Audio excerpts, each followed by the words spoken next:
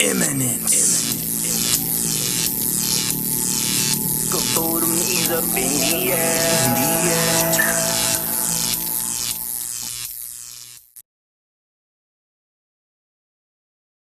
Nine, 8, 7. We have a go for main engine start. 4, 3, 2, 1, and liftoff.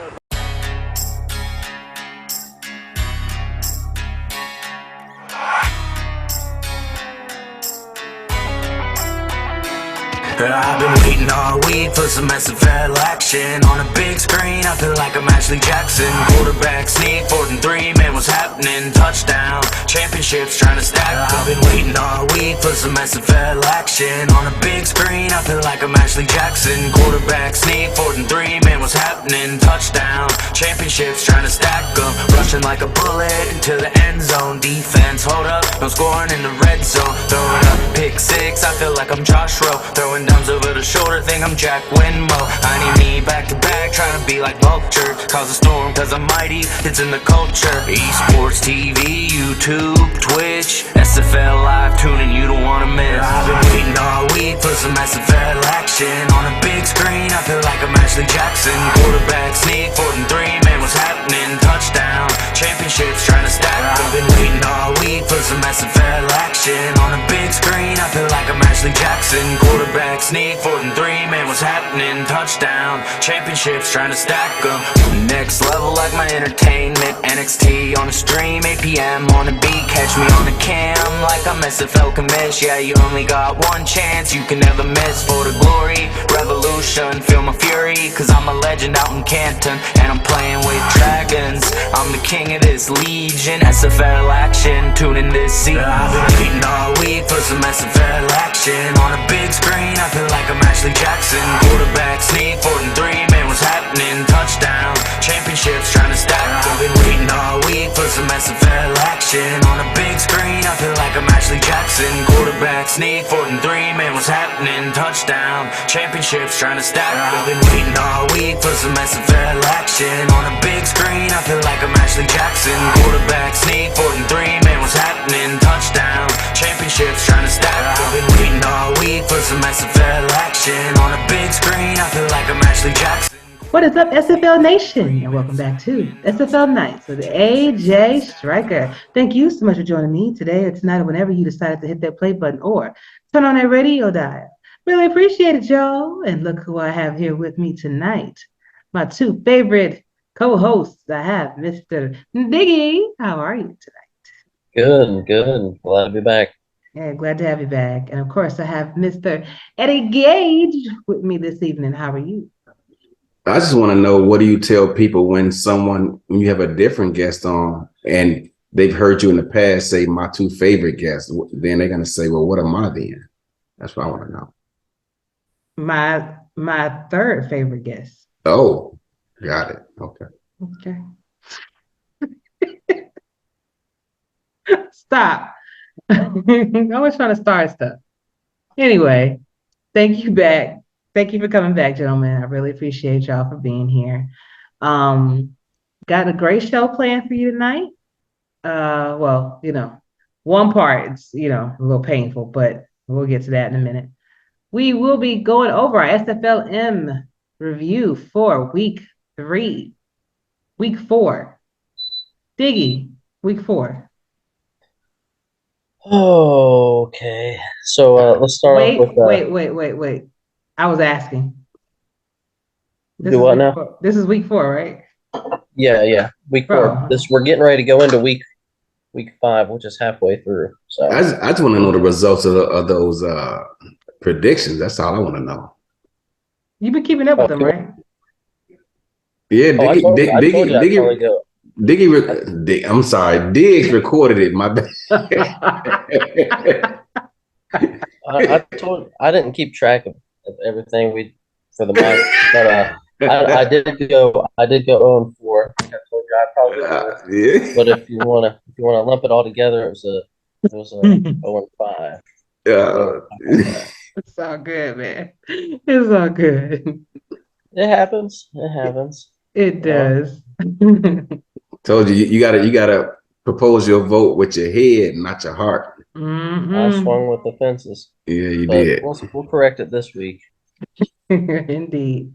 So we have SFL in action for week 4, and then we're going to be sliding over to week 5 with our pick'ems.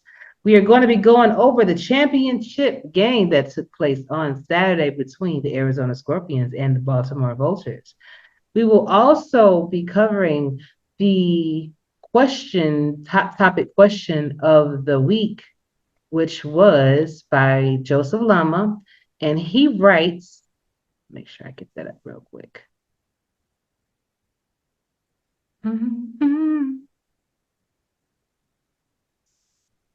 Notes, man. Okay. You got that same internet TJ got, that Hughes net. Shut up. Joseph Lama writes from Portland, Free Safety from Portland writes, would it be too far-fetched, and of course I'm paraphrasing, would it be too far-fetched to add 2 more teams to the SFLm, considering we have a whole lot more people to choose from nowadays? So that is a good question. And then I'm going to give you guys some updates of what was going to be coming down the pipeline for the off season. So week 4 for the SFLm went as follows. So the Lincoln Rattlesnakes took on the Lexington Miners, and Lexington won 37-20. Madison Lynx took on San Jose Flight, and San Jose won 24-17. The Ottawa Cavalry took on the Tacoma Grizzlies, where Tacoma won 19-14.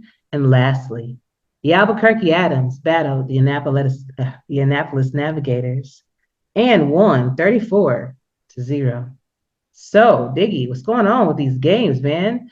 Annapolis, 0 points, bro. What happened? Well, we can start off with Annapolis, and I'll just work from the bottom up here. Okay. That's what I want to know. You know, this was our first shutout of the season for the SFLm. You know, the Adams kept the Navigators scoreless.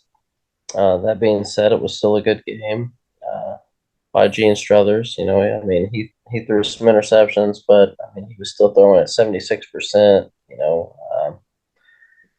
You know that, and getting sacked 2 times. Type Attack had a good game, throwing 70% as well. You know, and he only got sacked once, and being effective enough to give Josh Slap enough opportunities to really be effective in the run game, getting 120-something yards and 2 touchdowns on 22 attempts. I think, you know, the protection of the quarterback there, and being able to make both sides of the ball work in the air and on the ground game won them that game. So Annapolis, I thought they had that running game figured out, but I guess they didn't. So I'll address that for week 5. Okay. And then the next one, let's go to Ottawa and Tacoma. This was a nasty game, and I'm not talking about the play. You know, the weather was awful. It was foggy and rainy, and yeah, it was a great defensive game though. Both teams took care of the ball. Absolutely no interceptions and no sacks in this game. How often do you get to say that? Not often. It was a heck of a chess match. Both were fairly even in the run pass mix. And if you go back and look at the stats, that shows on there. Didn't have a touchdown score until almost the end of the second, when Ottawa's Harry Harper caught one for a touchdown, making it 7-6. Ottawa at the half. Best play of the game was Ottawa pinning Tacoma deep to open up the third on their own 4-yard line, and then J.B. Elliott running at 96 yards for a touchdown. But Ottawa took the lead back at the beginning of the 4th with one of those swing passes to Sammons. With just under 4 minutes left in the game, and Tacoma makes a 40-yard field goal to take the lead back. You know, Ottawa tried hard in this game, but Tacoma's defense is something else. And in the second half, I think, it moved it on me. But yeah, that was pretty much that game. It was a good game. Yeah, closest one out of all of them. Let's see here. Then Madison and San Jose. Oh, by the way, like I said, I went 0-4. So Thumper came out and did, what did I do? How did I finish up? Oh, you got to keep track of your own, Eddie.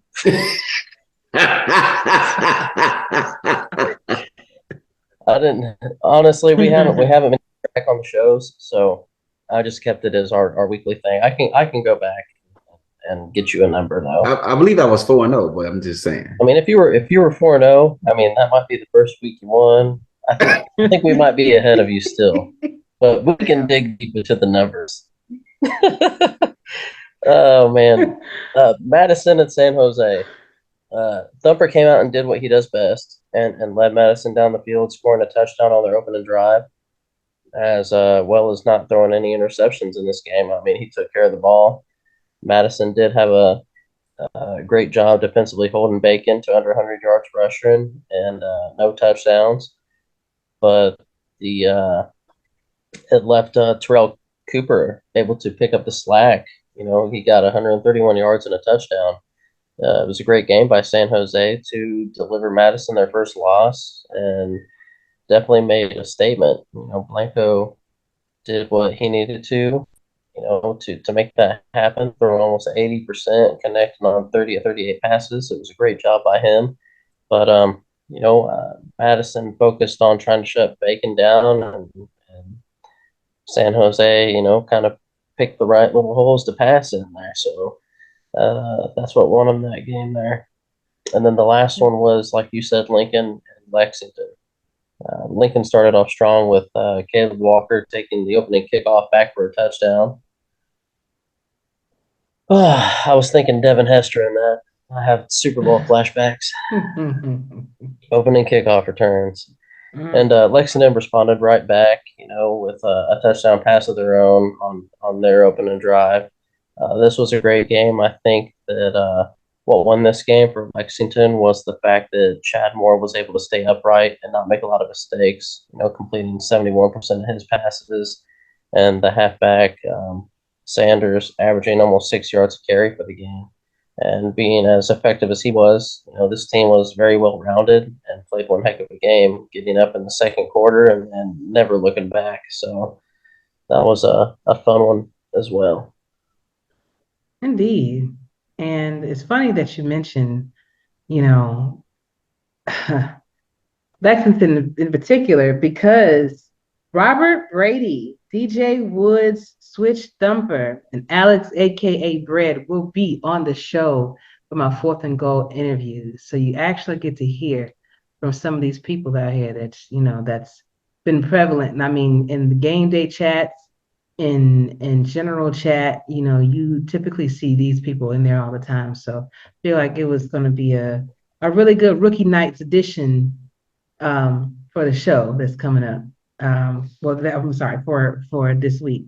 So, and there are some characters, I'm telling you. So good stuff, man. Week 5 SFLm will include San Jose Flight taking on the Albuquerque Adams on November the 10th. Now, I personally, this is my game of the week. Both teams are on a roll. Albuquerque looking very strong, especially with not giving up any points to the Navigators. So I think because of that, their killer defense over there, I think I'm going to go with the Adams. Gentlemen? Go ahead, Diggs. You got it. All right. This will be, like you said, a great game to watch. I think the Adams will probably pull this out, but San Jose having the game they've had, they have a great chance to pull the upset here, as they haven't given away that many turnovers and have allowed less passing and rushing yards than the Adams. But they're going to have to keep the Adams from scoring so many points. I mean, they've scored 124 points on the season so far, and that's almost double what San Jose's put up. So I'm going to side with you and go with the Adams on this. Okay. Adams. Easy. See, now what he's going to do, he's going to pick all the teams we picked. Oh, no, that was a gimme. Now. That was a gimme. Oh, my God. Next up, then, we have the Tacoma Grizzlies taking on the Madison Lynx. Should be another great game to watch. Gentlemen, who do you have?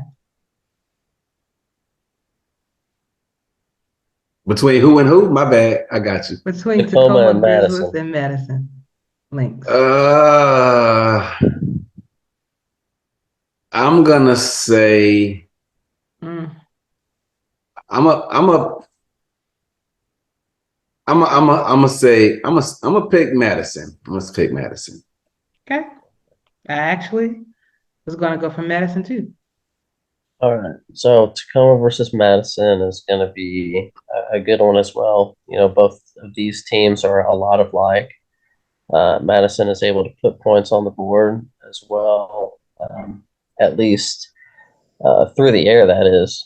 Both of these teams' defenses are great, but I think Madison will be able to put the pressure on Tacoma's quarterback. And I think the only thing that's going to hurt Madison here is if they can't get any run game fully established. I mean, we're halfway through the minor season, and y'all still have less than 100 yards. It's been 4 weeks. Y'all still ain't hit 100. You gotta get something going. But I'm gonna go Madison. All right then. Lexington Miners will be taking on the Ottawa Cavalry at 8:45 p.m. Eastern. Gentlemen. I got Lexington. This one, again, like the last one we did, I mean, these teams are pretty evenly matched through the season. When you look at the stats, they're about the same. Ottawa has a better defense when it comes to getting takeaways and allowing less passing touchdowns and rushing touchdowns, but at the same time, the Miners are effective at converting on fourth downs, and Ottawa's going to have to step up and stop the third and fourth down conversions to win this. And Ottawa also gives up less points per game too, like 6 or something like that. well, they let's see. Ottawa also doesn't have any rushing touchdowns on the season either. So No. I'm gonna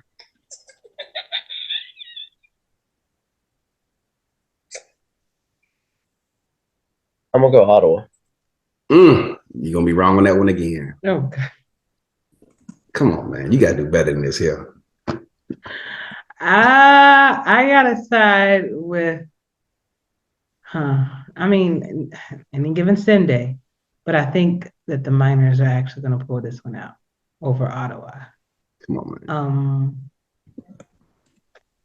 I think that Lexington. Well, if Ottawa's defense steps up, then definitely. But I think Lexington's receivers are going to be the ones that kind of shine through this game. So we're going to see. That's a lot of ifs. That's all I know. It is a lot of ifs, but hell, isn't every game an if? To be honest. So you pick the Miners? Yeah, I got the Miners. Well, like I said, Ottawa is better when it comes to getting the takeaways. We'll see. Okay. And finally, the Lincoln Rattlesnakes will be taking on the Annapolis Navigators at 9 p.m. Eastern. Still waiting on Annapolis to show me something. I need y'all to show me something, and no points. That wasn't, maybe y'all can work it out, this week against Lincoln. Lincoln has the worst defense in the league in terms of points given up. Annapolis has a offense that's trying to find its way. So that gives Annapolis a chance. But I think Lincoln's going to still win this game. Okay. Who'd you pick, AJ? I'm going with Annapolis. See, he wants to go last all the time. I noticed that. Well, that's because I talk a little bit longer than I do. So I thought Annapolis had, like I said, started to figure it out with this run game, but I guess I was wrong on that. After seeing last week, Annapolis is averaging just under 8 points a game and only scored 31 points on the season so far. This is their last week to turn it around. As like Eddie said, Lincoln has allowed 116 points this season. Annapolis has no rushing touchdown on the season, and Lincoln's allowed 5 rushing touchdowns and 7 passing touchdowns. This is the most of any other team in the league right now for the SFLm. So if they're going to win, they need it to be this week. They need to come out here and throw the kitchen sink and everything else there is to get the win, because it's make or break time. We're halfway through the season now. Keep Struthers protected and get Grant going. If this pace continues for them, they'll break a record, and it's not a good one. It'll be for least amount of points scored in a season, which is held by Birmingham at 88. All that said, I'm rooting for Annapolis. They got my guy Jay Hayden over there as the head coach, so I'm sure he gonna get it figured out. I'm gonna go Annapolis one more week, because they got. I mean, if they're gonna win, this is the team to win against. They've allowed the most rushing touchdowns, the most passing touchdowns. I mean, this is a This is make or break it right here. Yeah, so I'm going to Annapolis as well. And gentlemen, speaking of making and breaking it, got to talk about this championship game that took place on Saturday between the Arizona Scorpions and the Baltimore Vultures at Sports Gamers Online Stadium, where Baltimore won 27-24. Yeah, I was trying to find the score. Yeah, 27-24. Arizona had 282 yards passing, 94 yards rushing, with 2 passing touchdowns and 1 rushing touchdown for 376 yards of total offense. We held the ball for 20 minutes, 22 seconds with 3 turnovers, scoring 14 points in the first quarter, 3 points in the second, 7 points in the third quarter, going into overtime. Baltimore had 417 yards passing, 85 yards rushing, 3 passing touchdowns with no rushing touchdowns for 502 total yards. They held the ball for 25 minutes and 43 seconds with 4 turnovers. They scored 7 points in the first quarter, 7 points in the second quarter, 3 points in the third, 7 points in the fourth quarter, to take it to overtime, where they kicked the field goal to win the game. So, for those, that are new to our channel, new to the show, things like that, you can actually check on the Arizona Scorpions channel and look at our synopsis of the game, pretty much. So we kind of went into detail about it. And, Wound is still kind of fresh. Just had the Baltimore Vultures on the podcast last night, to be honest. And it was a sort of a difficult show, because typically when I have the champions on, it's someone else that they've beaten, not us. So that was a whole different dynamic that we had to deal with. But it was a hell of a game. It was a hell of a game. And there were some things that were out of our control that wound up costing us the game, I believe. Playbooks were on point. Anytime you can take the champs to overtime, and this is the first time there was ever an overtime in the championship. Whenever you can do that, you show prowess, you show promise. So, but it's a good game. Gentlemen, what are your thoughts?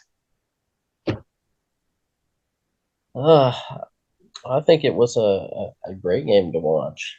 I talked to multiple people. I mean, if you just were flipping through the channels and this was the first game you ever watched for the league, I mean, it was a good one to start with. I know I said something in the comments when the game was rolling. I said, man, I'm not even playing in this game, and my chest hurts. The back and forth, and I mean, for it to be as tight of a game as it was for how long, it was not the ending you all wanted, but it was a great ending to the game in general. The back and forth, and you think Baltimore's going to win it, and then it's a missed field goal, and then you think, y'all got it, and then there's an interception, and you think, oh man, now Baltimore's going to get it, and then it's another interception, and y'all come right back. I mean, it was a very well played game by both teams, and the work Eddie put into it definitely showed, and the work Baltimore put into it showed. So just great game all around, and like you said, there was some calls that are out of people's control, and that's something you can't plan for either. So nobody, win or lose, should have walked away from that game, coach or player wise, with their head down or anything. I mean, that was probably the best championship I've seen. I know I haven't been here as long as y'all have, but that that was a top one.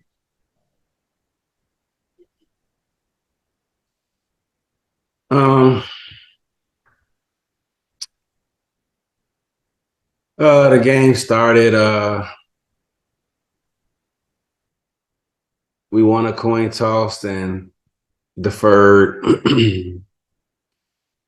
They got the ball, and I think they got a first down before we forced them to punt.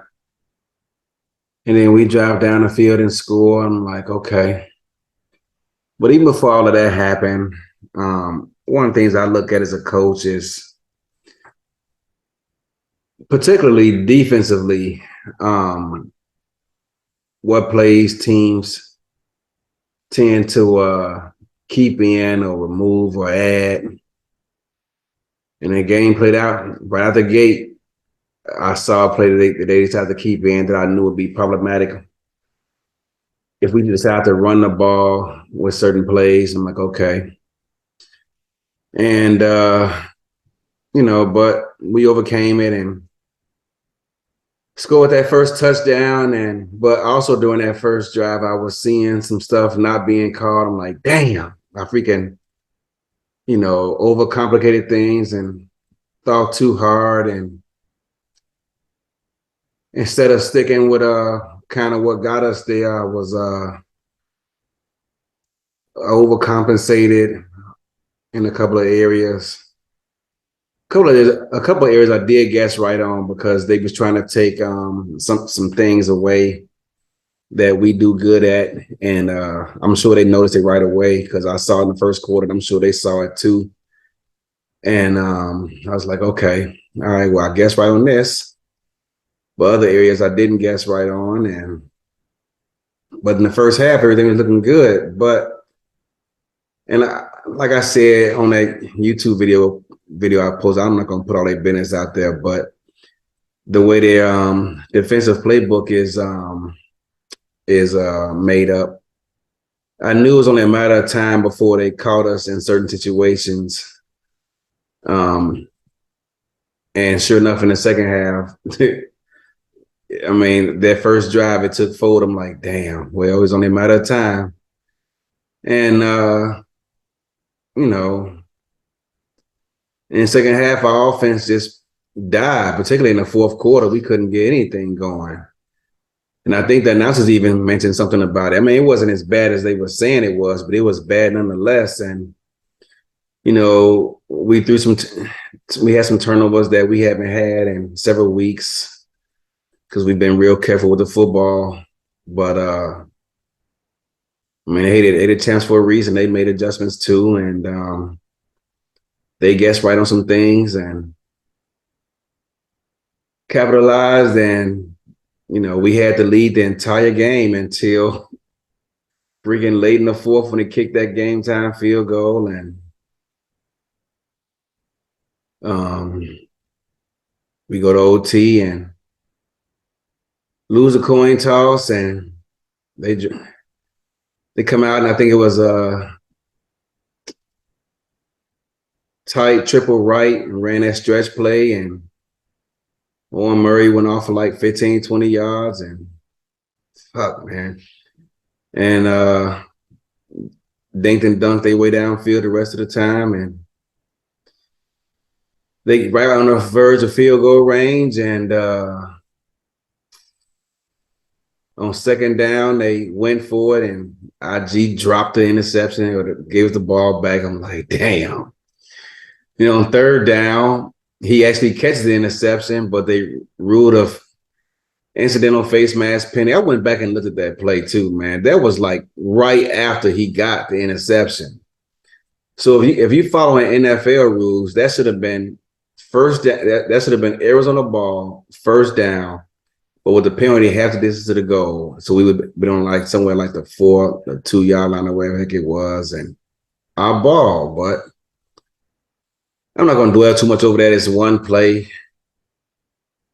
We had plenty of chances we couldn't get a 2-score lead all game. We had so many opportunities, and we would fall just short of field goal range or have to punt it off and turn the ball over. We just could never quite get that 2-score lead, man. And man, I had a play in there, and for whatever reason, the AI caught it like 10 times, it seemed like, that game. And Ashley literally needed like that much more time. But she kept getting hit. And man, Connor Weston was wide open like 4 times for big 30, 40-yard gains. And she needed that much more time. And she kept getting hit right as she was throwing him, like, gosh, Lee.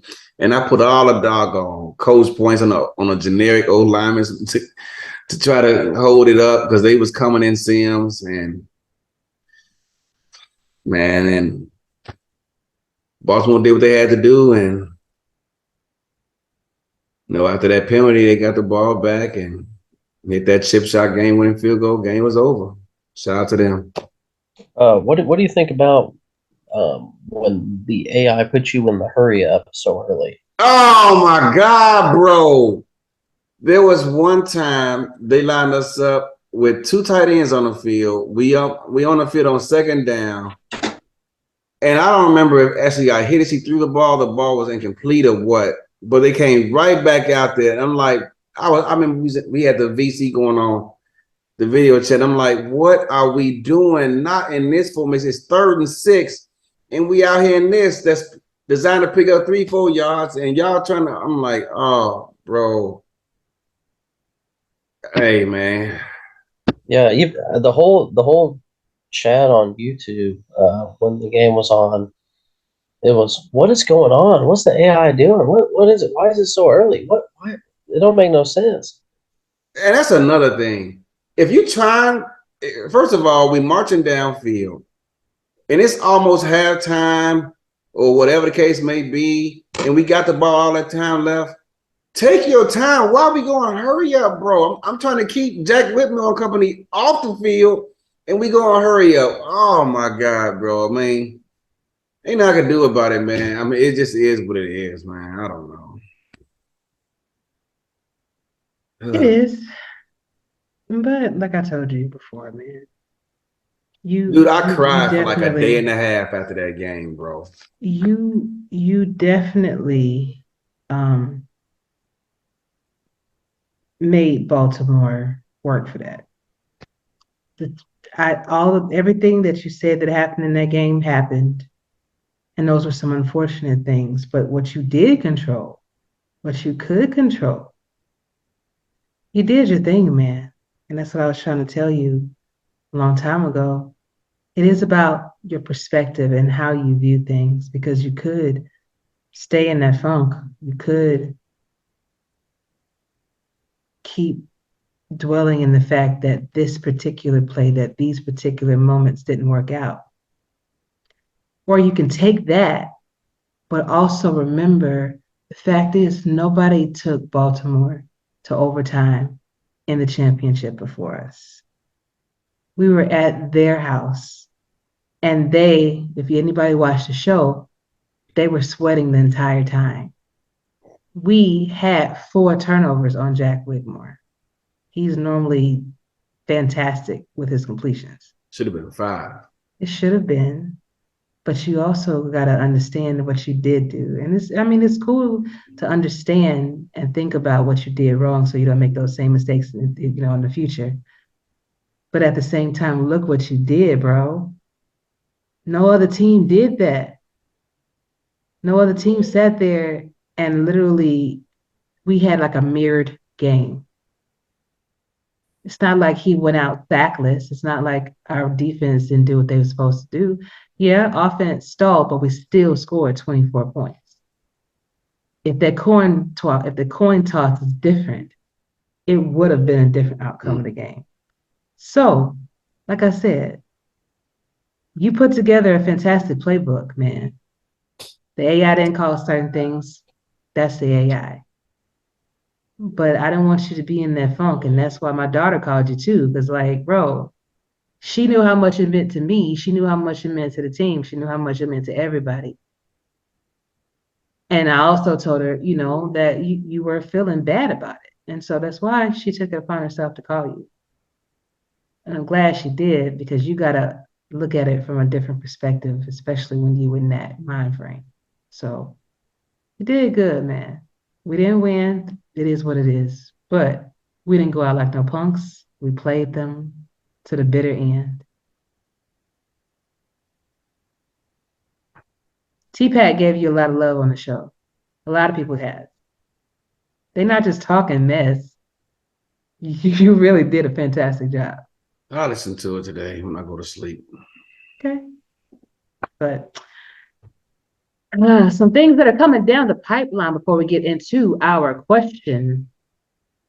Well, we've already talked about, and we've already had the 19th SFL Championship game. So on November the 13th through the 18th, we do have league owner meetings. On November 21st, start of the re-signing period, 22nd, SFL honors voting. So you vote for very MVP, offensive MVP, things of that nature. SFL honors and all-star rosters will be named on the 26th. November 28th, start of free agency, and November the 30th will be the schedule release show for season 20. So good stuff to look forward to. I'm already ready to go for season 20, you know, because it's just that excitement that's in the air, you know. So I'm glad we actually have the SFLm minors to kind of pacify us, for lack of a better word, until the new season starts. Are those dates locked in, or are they subject to change? As far as I know that they're locked in, they were put in the broadcast channel. But if anything changes, I'll be happy to give an update. So the question of the week, hot topic question of the week, comes from Joseph Lama. And he wants to know, would it be too far-fetched to add 2 more teams to the SFLm? Personally, that could work. That could work. But I'm wondering, would we have to expand the majors before we do that? Gentlemen, what are your thoughts on that? I'm going to say I like the idea of expanding the SFLm, but not yet. And the only reason I'm saying that is because we're using two-way players right now. I mean, if we could fill it up, Grimm wouldn't be back down there. Or, you know, I don't think they'd have as much two-way people as they do. Because to me, I mean, he's been in the pros for a couple years. And I mean, it's taken the spot of somebody that could have created one. And evidently nobody created one or wanted to create one because he's filling that hole. So they're going to have to fill up the minors, I think, before they push the pros expansion again. And we'll see how it goes. When we can fill up the minors again, I can see you getting 2 more teams in there, and we'll see how that goes. But right now, I'm going to say no. I mean, what do we got? Did Cam say we're like right at 100 in there? I think he did the last broadcast. So about 100 rookies. With all the two-way players in there, I don't think so. I'm with Diggs on that. I mean, in my opinion, if you've been in the pros more than one season, you shouldn't be down there, because at that point, your players has more progression than most of the guys down there. And it's like teams who have more two-way players have an advantage over other teams. So I don't think that's fair. Not only that, but like he said, you're taking a spot from somebody who could be down there. So I'm wondering if the question should be, should there even still be two-way players if in general? I mean, I think the two-way thing is okay if you've only For a been in the season. pros one season. Yeah, Right. if you've been in the pros one season, if you have the opportunity to advance yourself, but you choose to still be in a secondary role, that's on you. So one season, but if we get full up down there, then new people take priority. You've already been through the experience. That's why, like when I go over SFLm stuff, I try to steer more towards the people that are true rookies. I mean, because yeah, like Grim. Grim's had some really, really good games, and I just haven't dropped the name, not out of spite or anything like that. But I mean, been there, done that. I want to give some recognition to the true miners. So that's my take on it. Once we get more people coming in, if there's too many people flowing in, you can't two-way back down. They take priority. gotcha. Good stuff, guys. We are sliding into our 4th and goal interviews. Coming right up. Okay.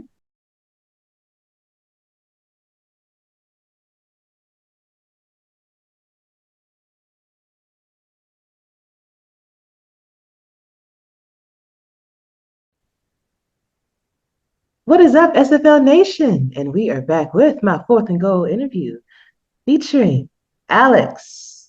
How are you doing? Hello, I'm doing well.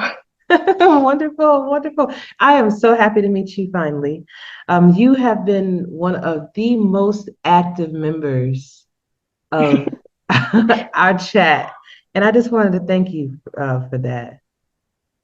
Oh yeah, of course. It's SFL is a great community. Y'all have great people in there, and I love to participate. So yeah. Wonderful. I'm glad. I'm looking forward to it. So tell us a little bit about yourself. Let's get to know you, Alex.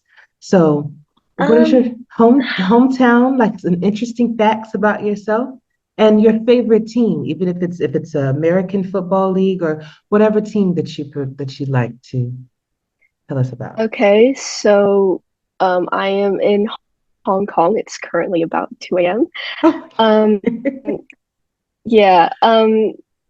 And I guess one interesting fact is that I'm still in the school, and I got into the league because of one of the owners, as you know, Adam Chance.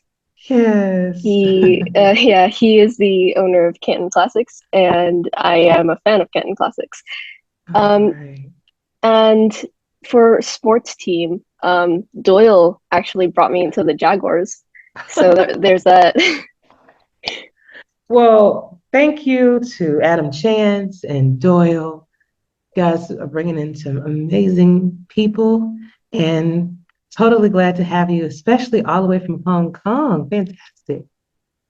So, if you don't mind me asking, tell us a little bit about Hong Kong, just for people that haven't explored.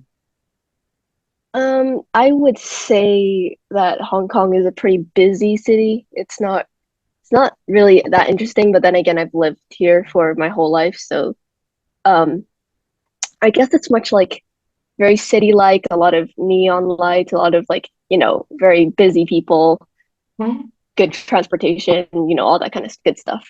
Yeah. Amazing. Nice. Is it a nice like nightlife kind of thing? Oh yeah, for sure. Yeah. Okay. All right. Go ahead. Go ahead. So I know that Adam introduced you to the league, but what made you actually want to join the Discord and be so active as you are? So I first started following Adam in San Jose, and I did not actually become an active member at first, but I became an active member because I saw members of the community being really, really nice to each other, and them just being like active and being like chatting and like asking how each of them are, and kind of it's just a great community to be in, especially with people with different backgrounds, different stories. It's always great to hear. Indeed. Have you ever played sports? I'm not a sports person, actually. It's, before Adam got into San Jose, I knew nothing about American football, absolutely nothing. But people evolve and learn, so Exactly. And yeah. especially if you want to, like for me, learning about sports in detail, like golf and soccer and baseball and football, even hockey, taking the time out to like learn the rules, maybe watch a few games, you actually can get into it. You get your team, you know little bit about the background of it, and then you just become a fan. And now you're paying attention to what's going on because my dad originally got me into football. And Mm. of course, I'm looking at the game and I'm like, okay, so they're going across the line with the ball. So I guess that's a good thing. But now I'm able to tell if somebody got horse collared or not. So it's Yeah, I am not that level yet. I am very amateur levels, but I know what's happening a little there you bit. go. Mm. That's the start. That's the start. Yeah. So since you've been here, there are different things that you can do to help the league. So we have beat writing team where you can write articles. We have, of course, the broadcast team, things of that nature. Would you be interested to help the league out in that aspect, or is the time difference sort of an issue? I am going to help a team. I will probably help a team. I yeah, Mm-mm. mm, but yeah, it's it's as I said like three times, it's a great community. I am willing to help anyone with anything, if they need me. But so I'm willing and open to any like offers or anything. But of course, I will always put Ken first. So Oh, okay. Okay. I understand. Now, Canton is a great squad. I love a lot of people over there. They didn't have to draft. Only team not to have to draft in the last year, which is truly amazing because especially when you're an expansion team, you're pretty much expected to draft, and for them to have someone so active as Mike All to just be able to go out and get these players, and then to have the great season that they did. They did a fantastic job. So I do understand why Canton have so many lovers. I was wondering, how do you handle trash talk and adversity? Mm, I don't trash talk often, okay. but I trash talk when I need to, especially against Doyle.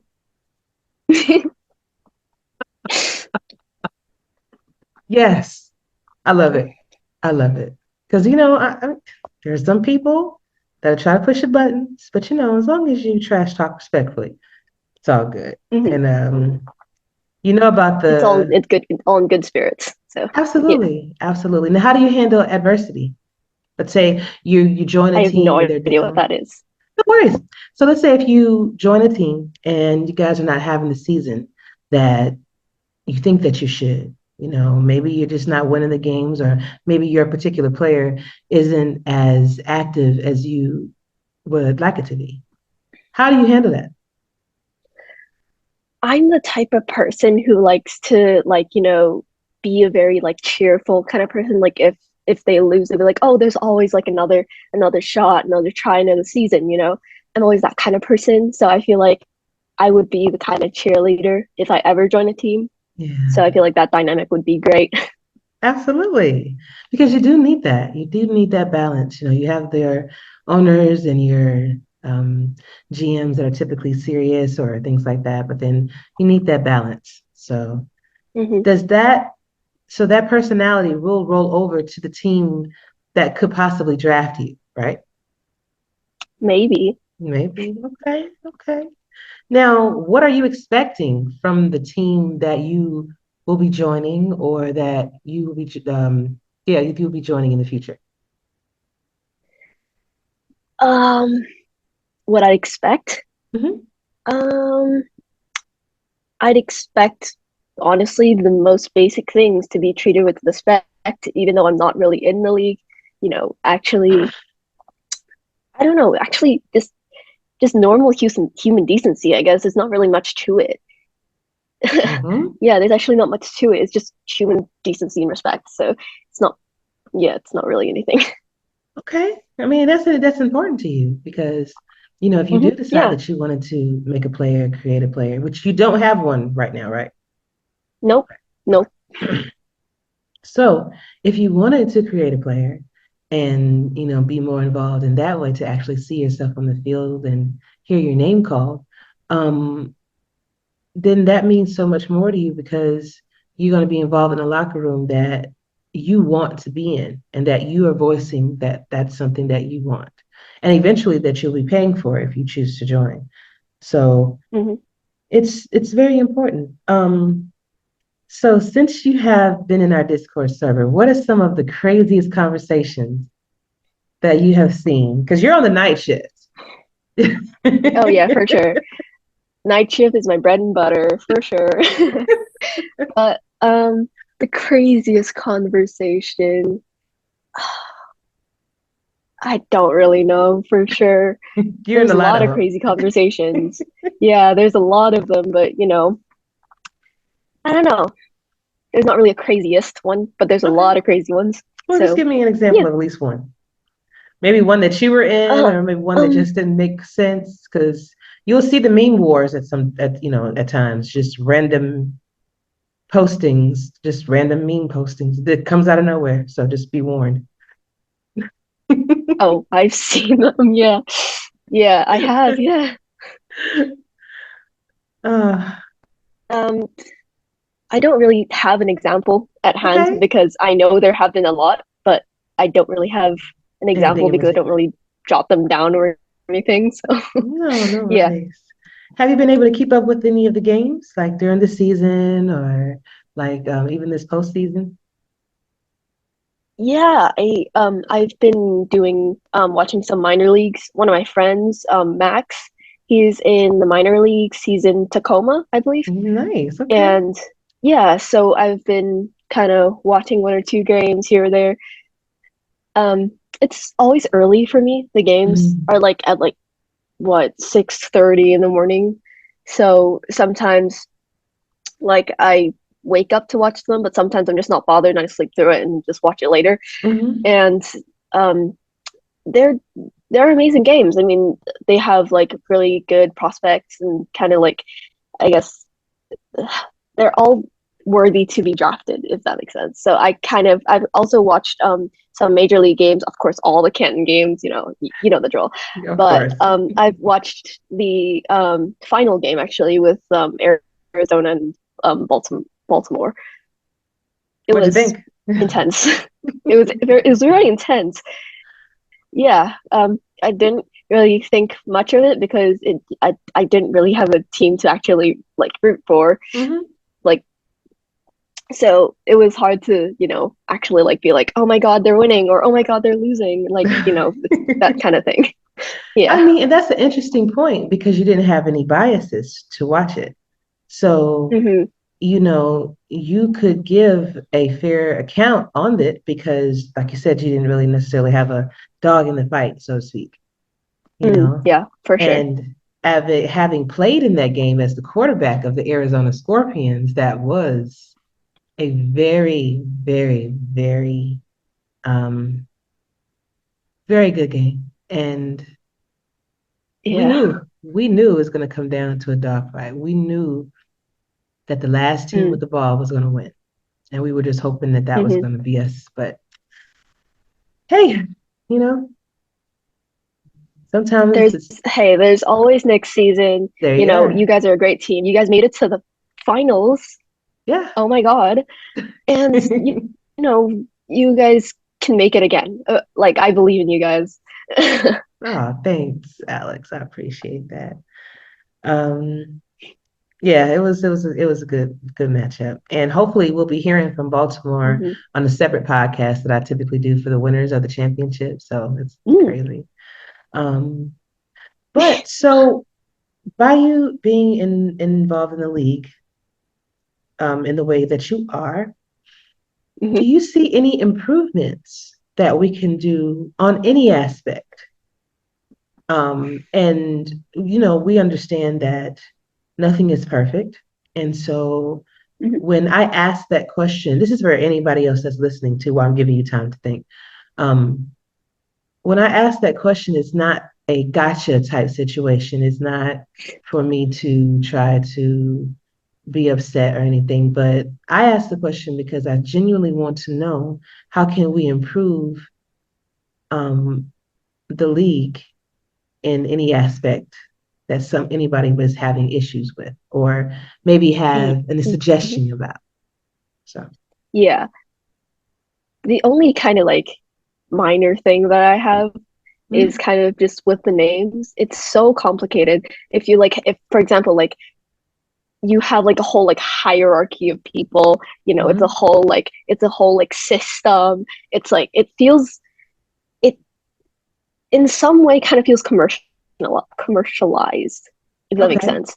Feels Mm-hmm. very standard, very industrial, kind of thing. More than it feels. I don't know how to explain it, but there's just a lot of complicated names, man. There's just, there's like DOC, deputy commissioner, commish, literally everything. The Mm-hmm. owners, like what general manager, AGMs, like so much to think about. Yeah. And this is just one league. Imagine if you're like in like two or three, you can't really balance that, like for sure. So that's only like the main thing that I kind of have, like not really against, but the main thing that I kind of like am meh on. But the rest I Okay. think is pretty good. Yeah. Yes. And I think that it's set up that way because American football is set up that way. So when Mm, you have each team that participates, so there's the team, you have the assistant general managers. So you do have that inside of the actual game that's mm-hmm, played. So in our sense, this is a simulation show. We want people to have that feeling that they are in someone's locker room, that they're involved mm-hmm. on a team at a professional level. I do understand though that it can be a little daunting at times to I guess ingest all of that information, especially when you first join. Yeah. So you're like, oh my God, Yeah. who is this person? Who's this person? And who is this person?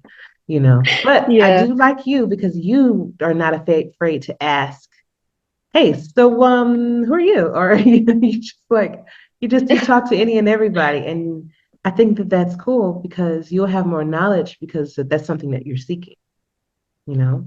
Mm-hmm. Yeah. I try to approach everybody with the same attitude, the same kindness, because that's all I want to receive, right? Yeah, It's kind of the like treat how you wanted to be treated thing, right? So exactly. like I like to treat everyone with respect and kind of kindness and stuff like that. So yeah, I guess I'm not really afraid to ask because I'm not afraid of people to ask me who I really am and like or like what I'm actually doing in the league or like why am I here, kind of thing. So yeah. I think I want to know, and I'm going to ask you just like that. Why are you here? Why am I here? Good question. So honestly, I came here just to start to support Adam in his own endeavors. From supporting his music, right? Mm-hmm. Um, he's obviously my favorite member of Home Free, Home free? and Yes. yeah, and yeah, it's always good to like follow him throughout like every step of the way. It feels like you're more involved that way. It feels, I don't know, if you feel included when you follow him every step of the way. Oh, that's Yeah. nice. Oh, Adam, look at you out here affecting lives. Love it. I love it. Oh, that's nice though. But I welcome you to our league officially.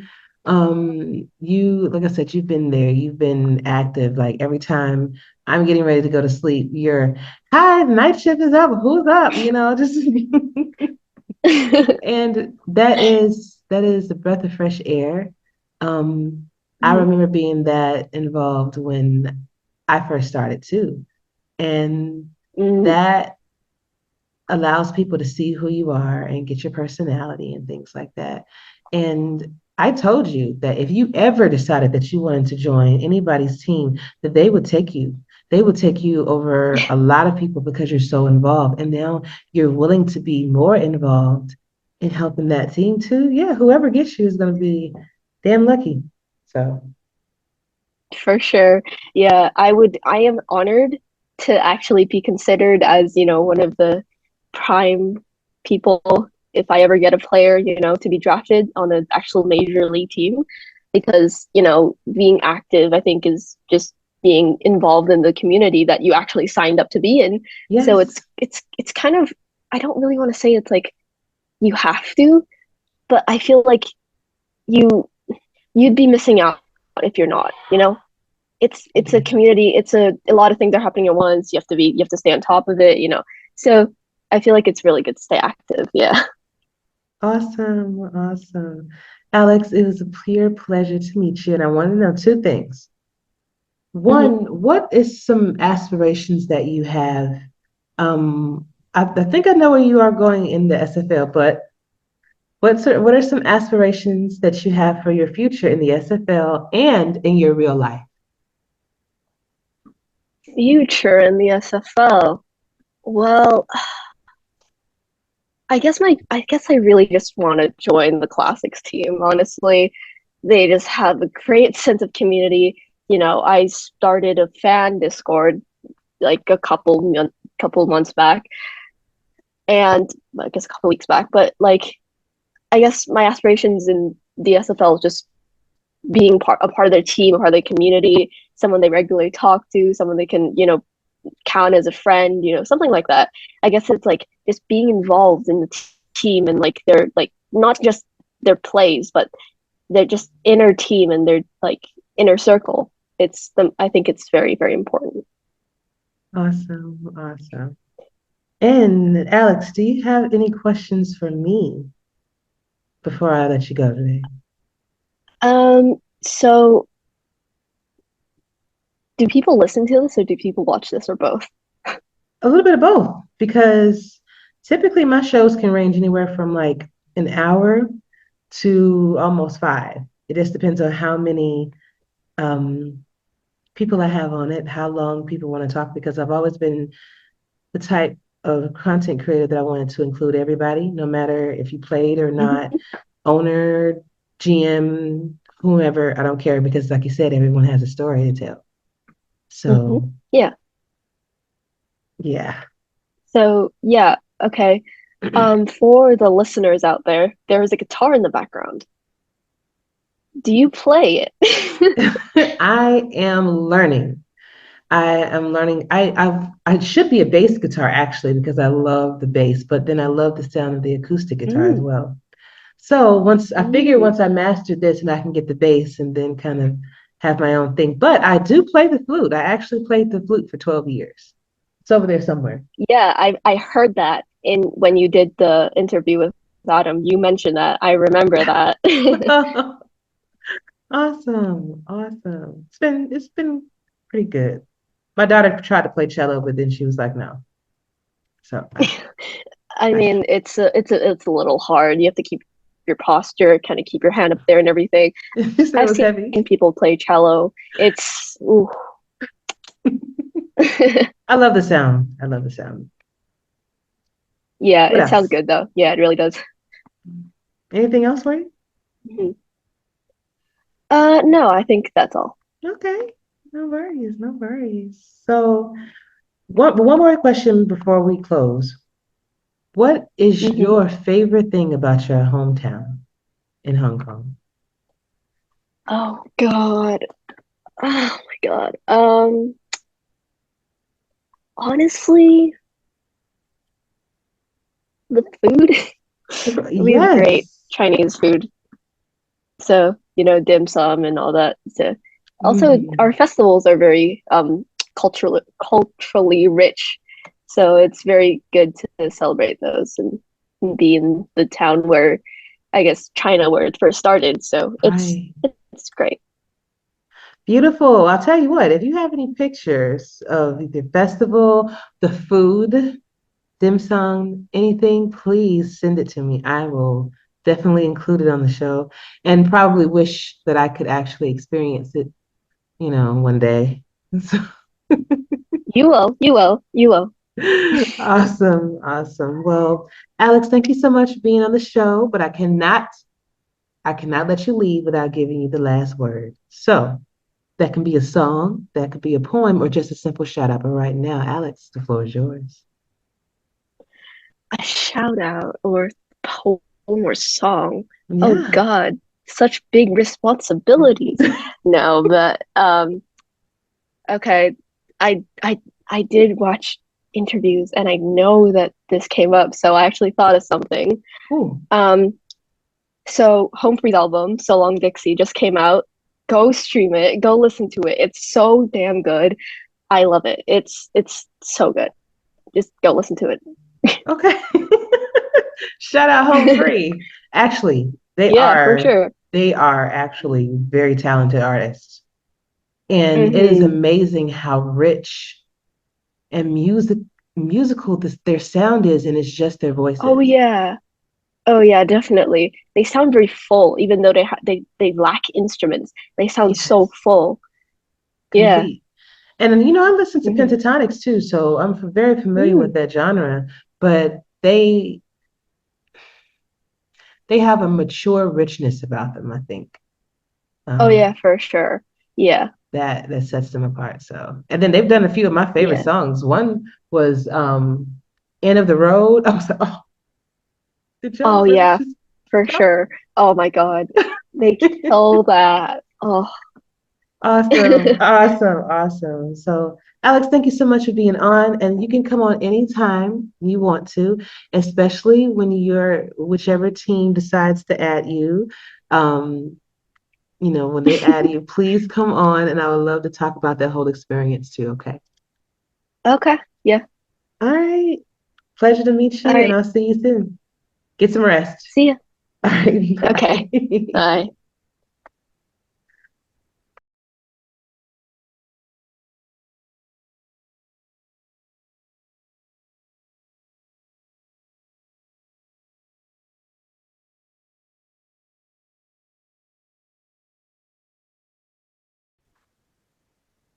What is up, SFL Nation? And welcome back to my second Fourth and Goal interview featuring Mr. Robert Brady Jr. He is the defensive end for the Lexington Miners.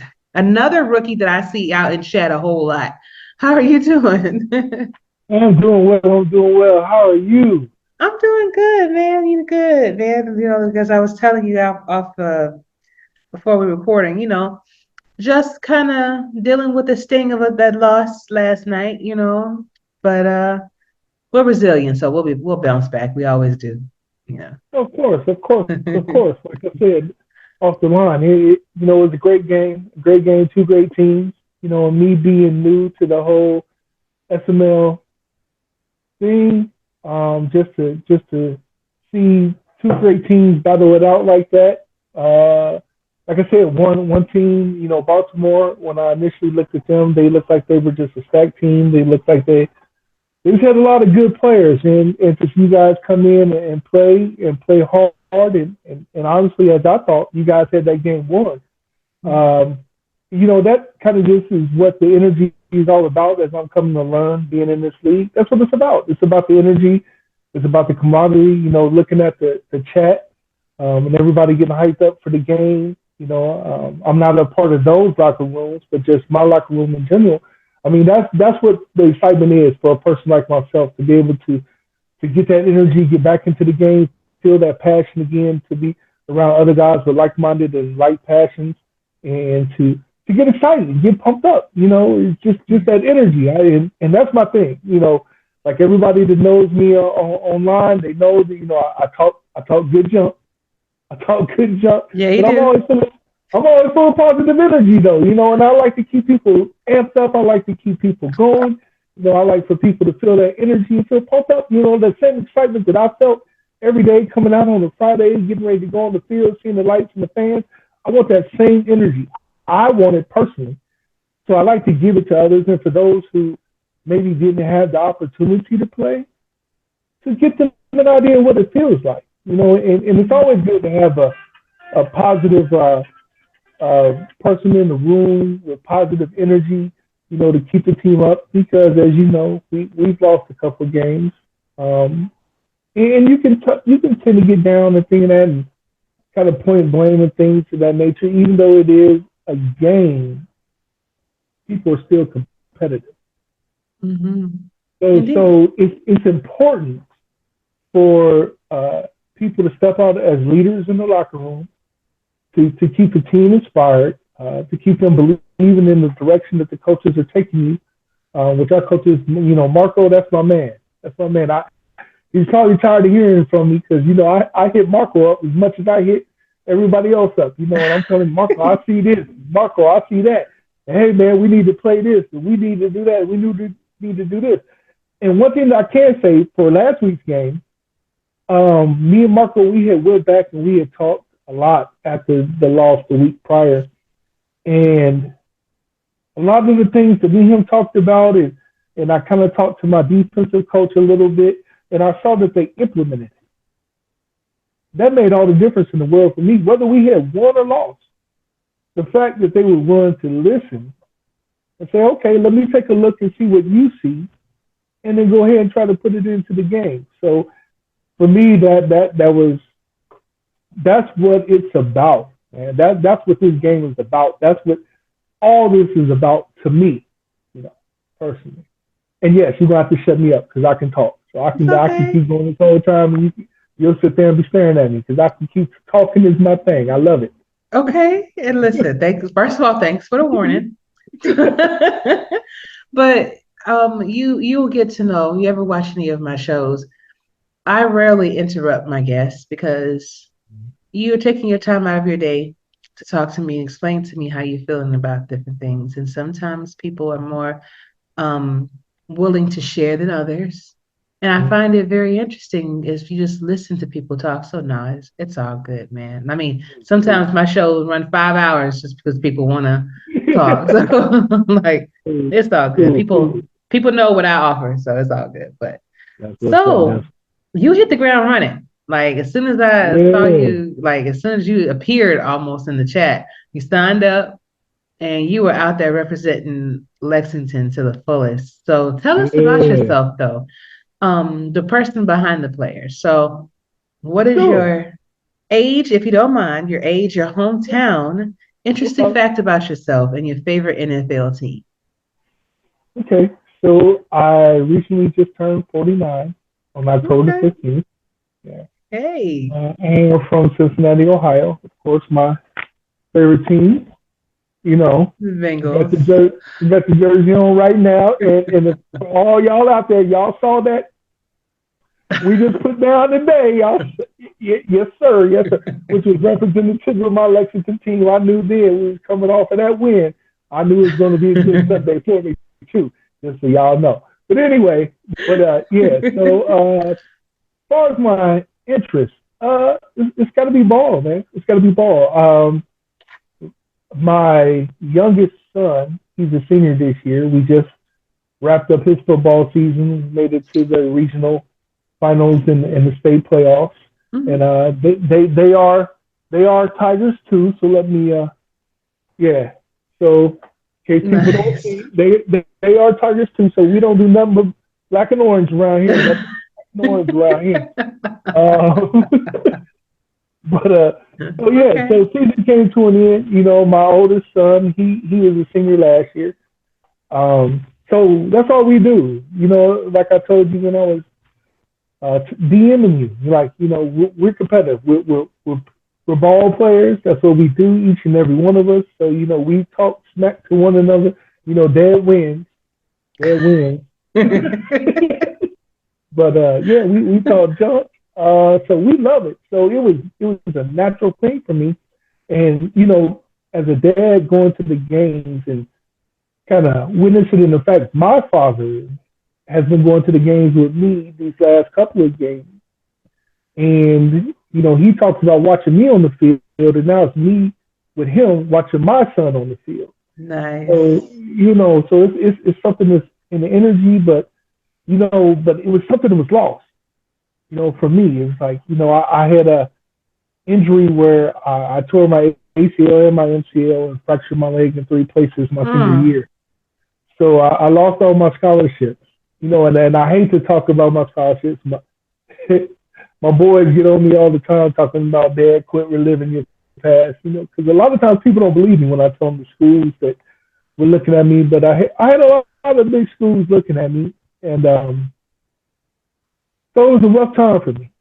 And a lot of the guys that I played Little League with, that I played high school ball with, went on to the pros, went through college, of course, and then went on to the pros. So there was a period of time in my life where I just couldn't watch football. It was just hard for me.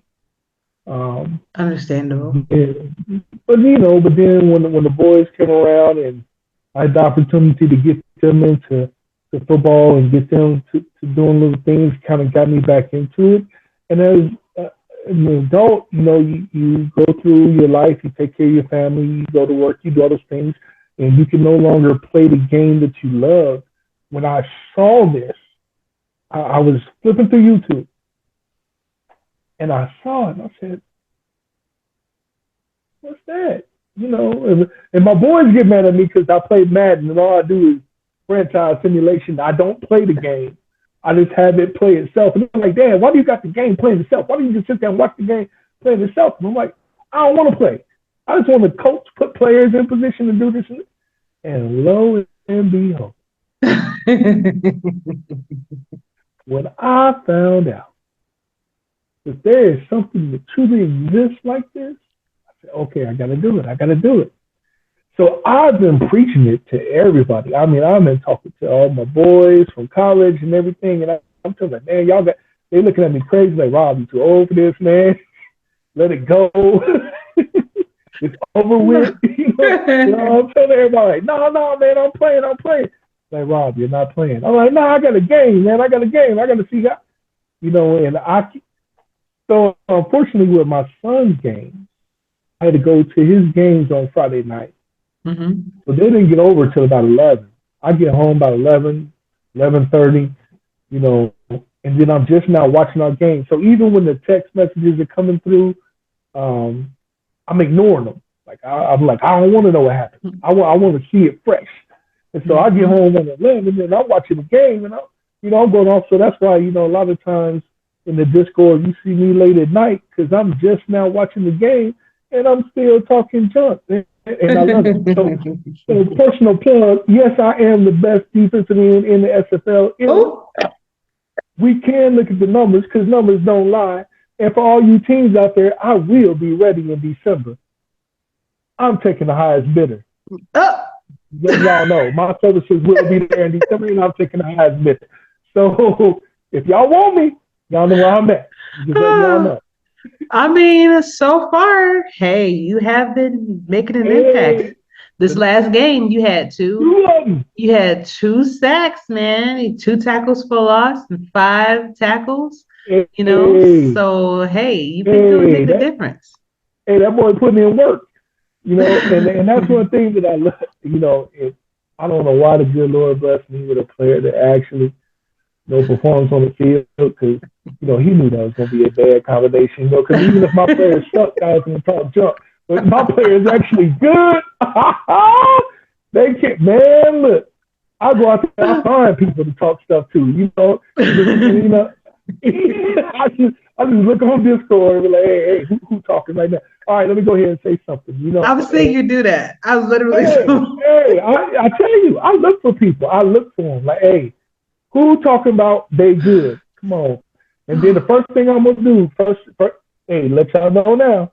The first thing I'm gonna do is pull your stats. So before you even decide to clap back, make sure you're on that list. Like, make sure your number's on that list. Because plenty of y'all done got embarrassed. Because as soon as y'all clap back, I pulled the list. If your name's not on it, I'm gonna let you know your name's not on the list. So be in that top 5, 10, whatever that first screenshot I can get. Be in that. Because other than that, just listen to me talk, say okay, and keep it moving. Because otherwise, it's gonna be a long day for you. Listen, you must be the life of the party in the Lexington locker room. I swear. They're my boys, man. It's crazy in them. Hey, like I said, we get down. We have fun in the locker room. Like I said, we talk back forth to one another, lift one another up. I've had some games where I didn't even show up. And I apologize to my team. I apologize to them like they're my kids. I felt like, hey, I let them down. Yeah. And people again will look at you and think, okay, well, you're talking about a player in the game, bro, that you don't even control. But to me, it's personal. It's me. That's me. Well, every time somebody announces my name on TV, if I'm going to get excited because I hear my name, then when I don't do what I'm supposed to do, I'm going to feel some kind of way. I'm going to apologize to my team. Like, yeah, I let y'all down. I didn't perform. And regardless of whether that's, coaching or just how the game simulation ran that day or whatever, to me, is personal.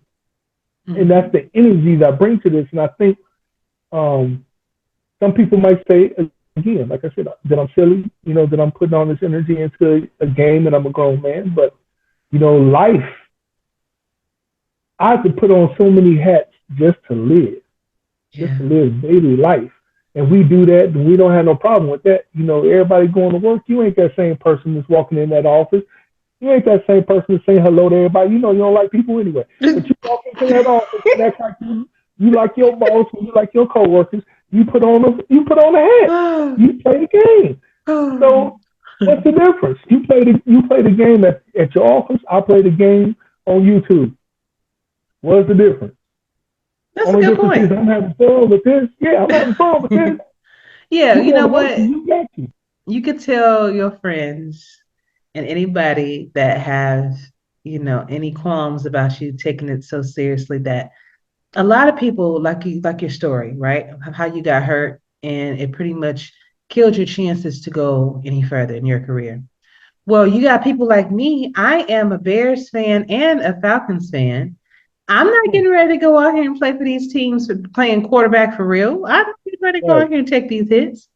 But it is something to be said when you can hear your name called on the field and knowing that your player, the way you built your player and the way you progressed your player will make a difference for that team in the team build.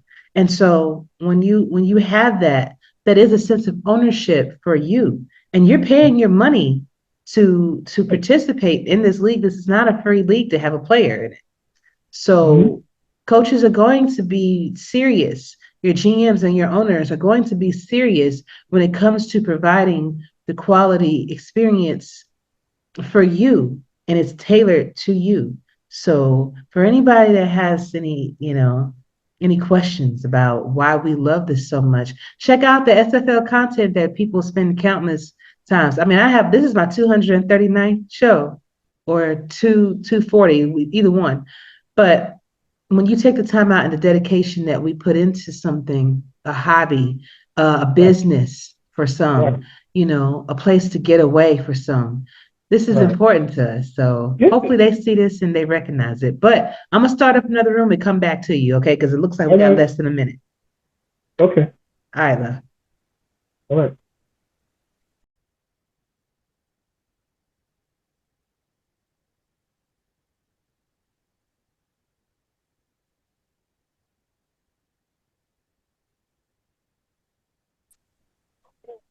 All right. Can you hear me? I can. All right. Did you want to add anything before I move on to my next question?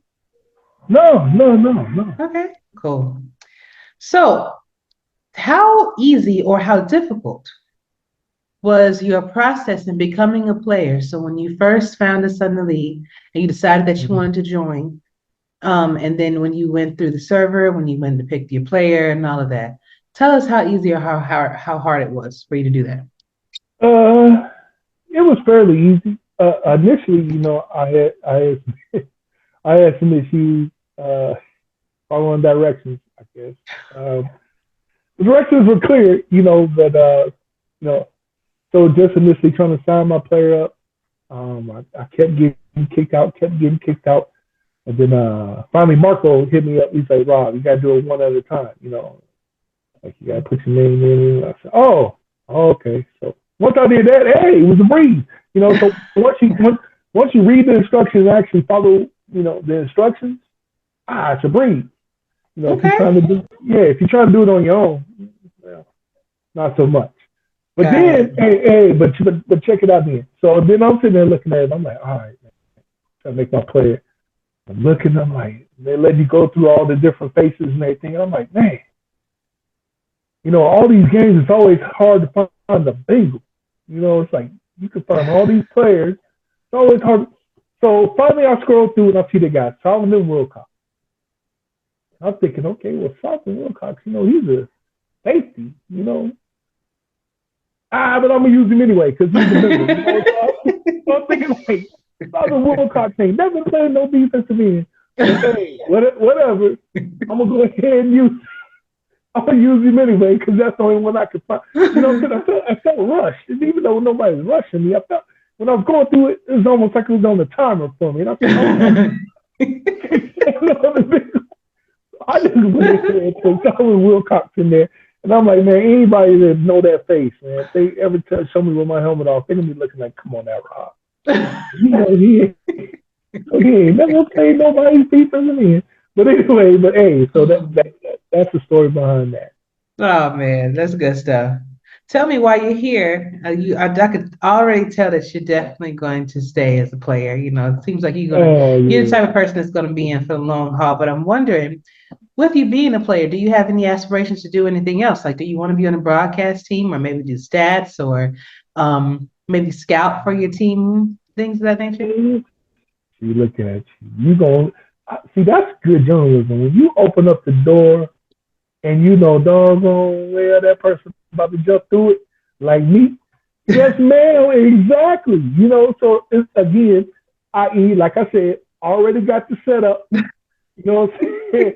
So, yes, my whole thing, after watching you and my man's show, looking, I was like, man, maybe there's something to that. I don't know how that works. It's just like, hey, getting to you. I'm watching your show. I'm telling everybody, hey, I need to be on her show. How I get on her show? So I'm sitting there telling everybody, they're like, man, come on, Rob. You just started the league. You talking about, hey, bro, somebody tell me how to get to this woman so I can get on her show.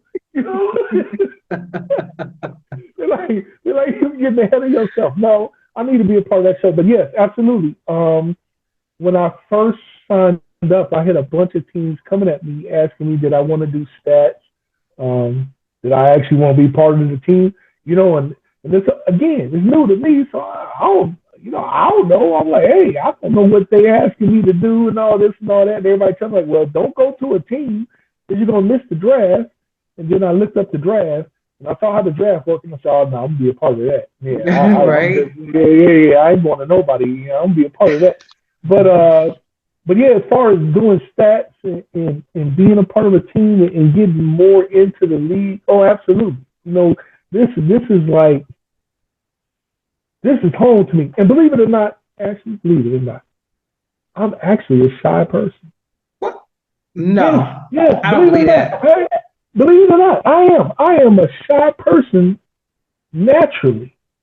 But I'm so passionate about football, and I've come to love this so much that it just brings a whole nother person out to me. Like if I was walking down the street, and you saw me, like, hey,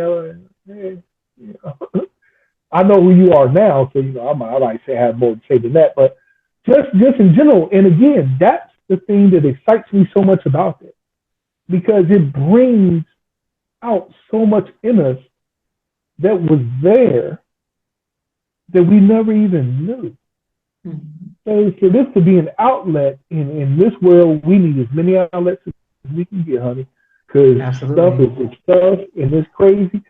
So for me to be a part of this and take a deeper role, absolutely. I'm okay. So let me make my official now. So for all you teams out there that are looking for somebody, I don't know, to do something with your team, I'm your boy. Hit me up. I'm available. I guess I can do that right now. I guess I can't. I don't think that violates any laws or rules.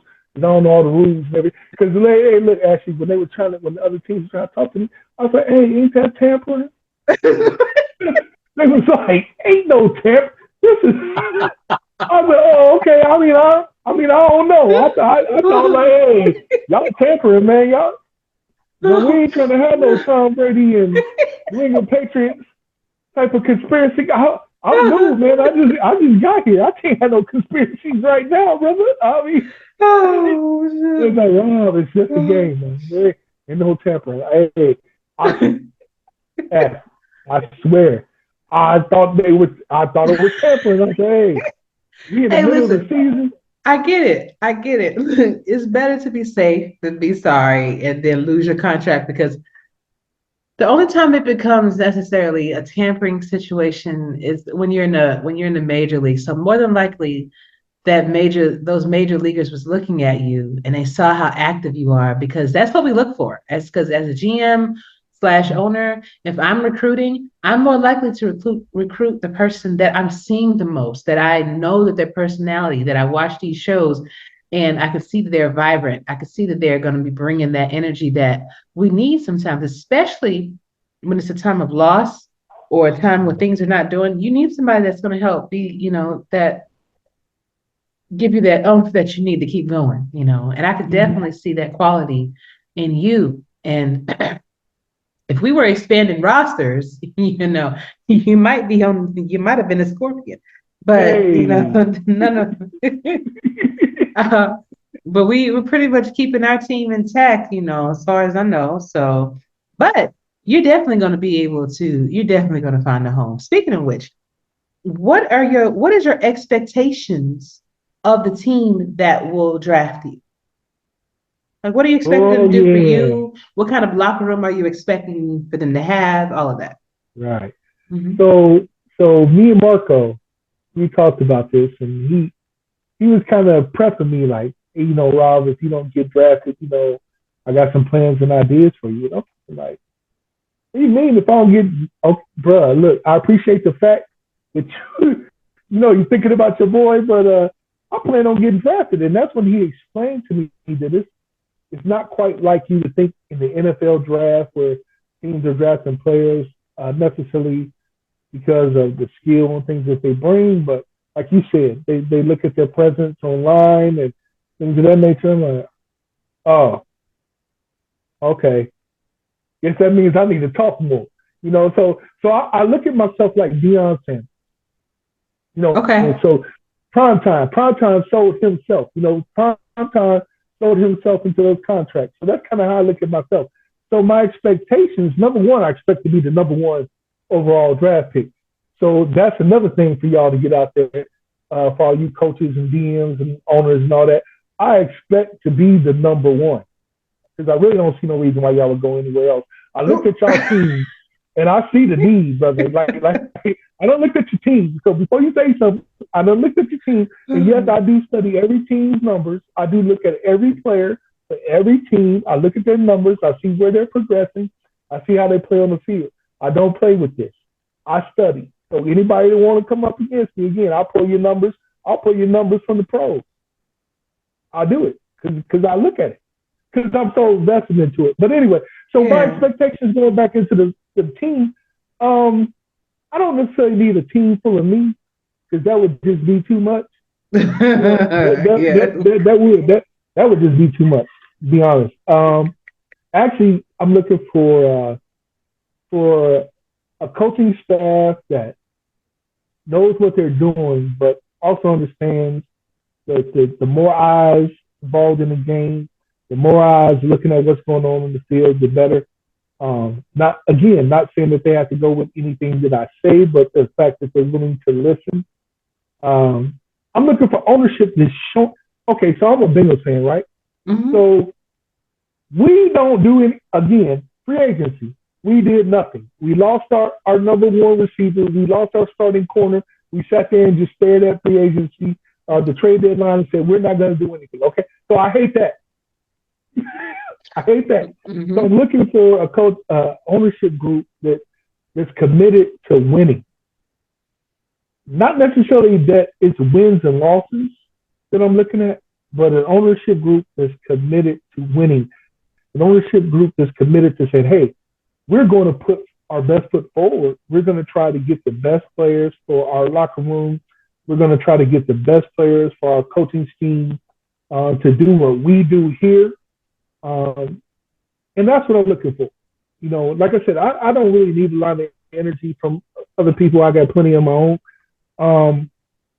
I do like it when, you know, the guys talk, but also I need a coach and an ownership group that, you know, is not afraid to have it.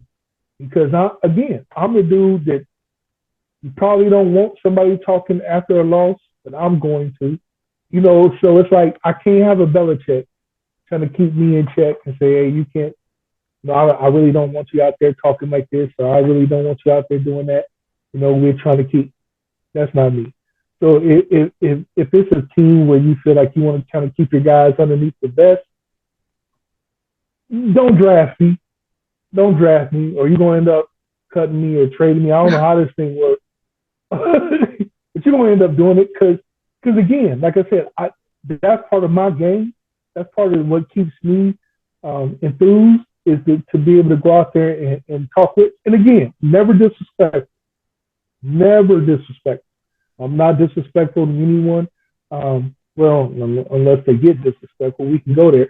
But in the most case, you know, it's just me talking good fun. And if I see a person and I see that, you know, we're bantering back and forth and I'm beating you down a little bit, then I'll stop. I'll notice in the conversation that, okay, yeah, this is going to be a bit much. So you have a filter. Yeah, because I'll lift you up. You know, at the end of the day, I'm going to lift you up. You know, it's like one of my quotes. You know, I say, well, you know, I wish everybody luck. And I say, well, I can't say that because I don't wish everybody luck. But at the end of the game, I will say good game. I don't wish you luck because I want to whoop your behind. but at the end of the game, I'll say good game. But I'm gonna keep it 100. No, I'm trying to take your quarterback out the game, and that's one of the things that even in the locker room when I was in high school, I would tell people like every football game there's an ambulance. Every game there's an ambulance. Lights on, waiting in case somebody gets hurt. My goal was to find them somebody to transport. So when I played, my goal was for them, because they sitting there and they ain't got nothing to do. They sit there the whole game and they ain't got nothing to do. So my job, what I tried to do as a player, was to find them a donor that's going to get in the back of that van. And my coach said, Rob, you can't go around telling people that you're trying to hurt people. I said, no, I'm not trying to hurt people. I'm just trying to give them something to do. Now, how those two things come together, they come together. I don't know how they come together, but if they do, that's what I'm trying to do. You know, so again, I'm wild. I told you I'm crazy. But I told you that. I told you, I'm like, I will keep you rolling. I can think of at least 2 or 3 teams right now that you will fit so well on. I'm not sure if they have the openings at the defensive end position, but I know at least 3. I don't want to jinx it, but I know at least 3 teams, and I'll tell you off camera who they are. But if you join one of those 3 teams, you're gonna be set. There's no way you're gonna leave because your personality will mesh so well with what they got going on and with the team. I'll tell you later. Yeah, that's fine.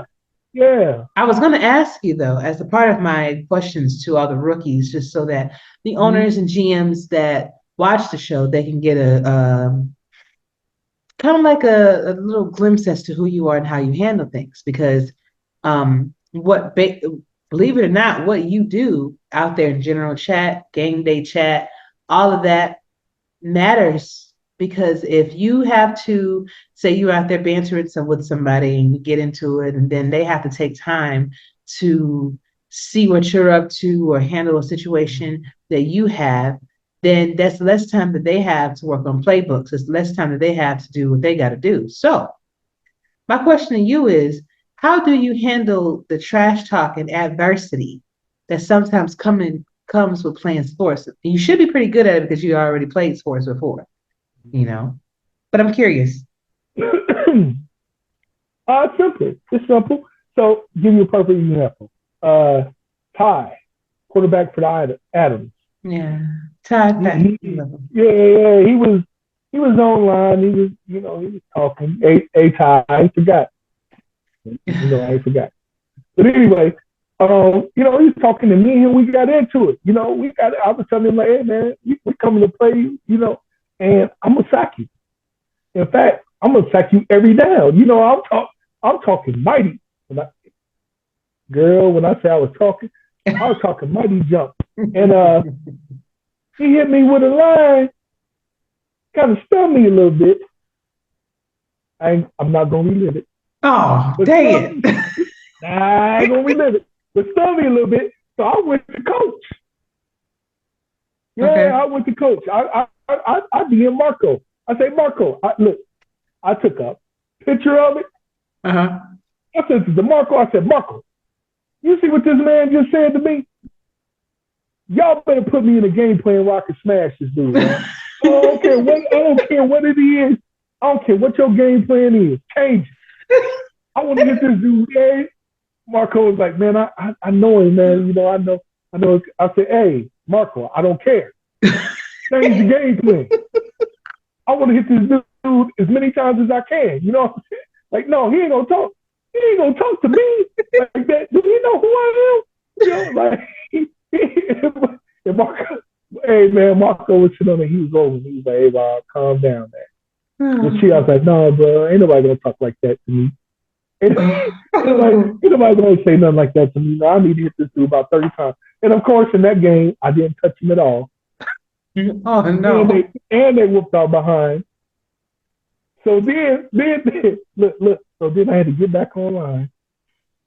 And I said, well, we lost. Y'all kicked our behinds. I didn't use behind, but it's just a family show. And I said, so what I'm gonna do is I'm gonna shut up till Monday. Come Monday, I'm back to myself. But as of right now, I'm gonna shut up. I'm gonna be quiet. I'm gonna let it be. But Monday I'm back to myself. So of course Monday I got back to talking junk again. But I had to be quiet. I had to. I mean, the man put it on us. Yeah. I ain't touching. So yeah. So how you deal with it is just basically you come in with an open heart. Like I said, you can't take all this to heart. It's fun. You're talking with other men that got lives, families, children, men and women. So you it's all about the enjoyment and the atmosphere. You can't take it too seriously. It's not like me dealing with a Pittsburgh fan. I'm not dealing with that. So if you come to me with some black and yellow on, I don't care. I don't like you. I've even been in business and told people I ain't serving you. So that's something totally different. Yes. So let me make that straight. I hate Pittsburgh. So don't say anything Pittsburgh to me. Don't say black, none of that. Don't do what it. What did they do to you? I just don't like them. They Pittsburgh people. So you want to know the story behind? You want to know what the story that made me really hate them? What happened, man? So my wife's people were from Cleveland. Okay. In fact, Kareem Hunt is like one of her cousins. All right. So you know who they are. Yeah. Whatever. They suck. But anyway, but my sister-in-law, she's over in Youngstown, close to Pittsburgh. And we went up to visit her one time, and I stayed mingled up. I stayed like, So we walking through the store, people got their little Pittsburgh stuff on. They looking at me kind of crazy, like, this dude, like, why you walking around? I'm thinking, I just got my stuff on. Anyway, so I'm sitting down on her front porch, and at that time I smoked cigarettes. See, I vape now, so my life has changed. I got better. And I was sitting up there, sitting on the front porch. I got my big old gear on, and cars driving down the street. And do you know they got the nerve to stop and be like, "Hey, take that Bengals mess off and Bengals this and Bengals." I said, "Wait a minute, now I ain't bothered none of you people." The next door neighbor come out, decide he got to put all his Pittsburgh stuff on, the water, the lawn. It was I mean, they got so bad. Oh no. I said, okay, all right, if y'all feel that way, then I'm gonna go ahead and take it to the 10th power. So now, my kids can't even put on black and yellow. Like they can't even coordinate like that. Like we ain't doing it. My kids, family, friends, everybody know. If you put on some black and yellow, you're not even coming in my house. Like I ain't gonna even let you in the front door. I'm gonna shut the door on you, and you can sit outside if you want to communicate. We ain't doing that. We ain't doing it. So like I said, I'm not. I told you I'm crazy. I know you was not expecting this. I know you was expecting this. I'm gonna have this dude on the show. It's gonna be all right. It's gonna be all right. You was not expecting this. I know. But yeah. So I'm not that bad when it comes to this. So here, I talk junk. But I'm not that bad. I'm open to listening to everybody. But again, like I said, if you do try me though, make sure you got numbers. Make sure I you know got that's numbers. right. Just putting that disclaimer out there, man. I love it. I love it. So, a couple more questions for you, then I'll let you go. But I was wondering, what are your aspirations in being in the league? And ultimately, why are you here? Okay. So, like I said, the reason why I'm here, again, was it gave me an opportunity to kind of live out my dreams and things, like I said, that I was already doing. I was already playing Madden on franchise mode and never playing the game. So it was already something that I was already doing. But it gives me an opportunity to kind of live it out on the big screen. Hear my name called, see my name in lights, everything that's going on up there. And as far as my aspirations, like I've seen so many things as far as this league goes and how they look at people, just people, and how much they respect people who come into the league, who are part of the league, who do their thing, no matter what their situation is in life, no matter their condition in life, the league just embraces people. And it's one of the few places where I can say that I can see the love that this league and the people within this league, they just love one another. They appreciate one another. So my goal is to grow. Ultimately, as I look at it now, and again, it's as a new face, only being here for a few months. But I'd like to have a team. I would like to own a team. One of the biggest things that I always wanted to do was coach. But unfortunately, raising my children and getting them to football and everything didn't afford me the opportunity time-wise to get on the field, even though people come to me many, many times about coaching because I know the game, I love the game. So I guess the next step after I secure the fact that I'm the greatest defensive end that ever played this game, after that, then it would be to step into coaching, and then, like I said, go from coaching to owning a team, and then help to build this dream and to spread this dream to other men and women who might want to get involved. That's kind of what I want to do.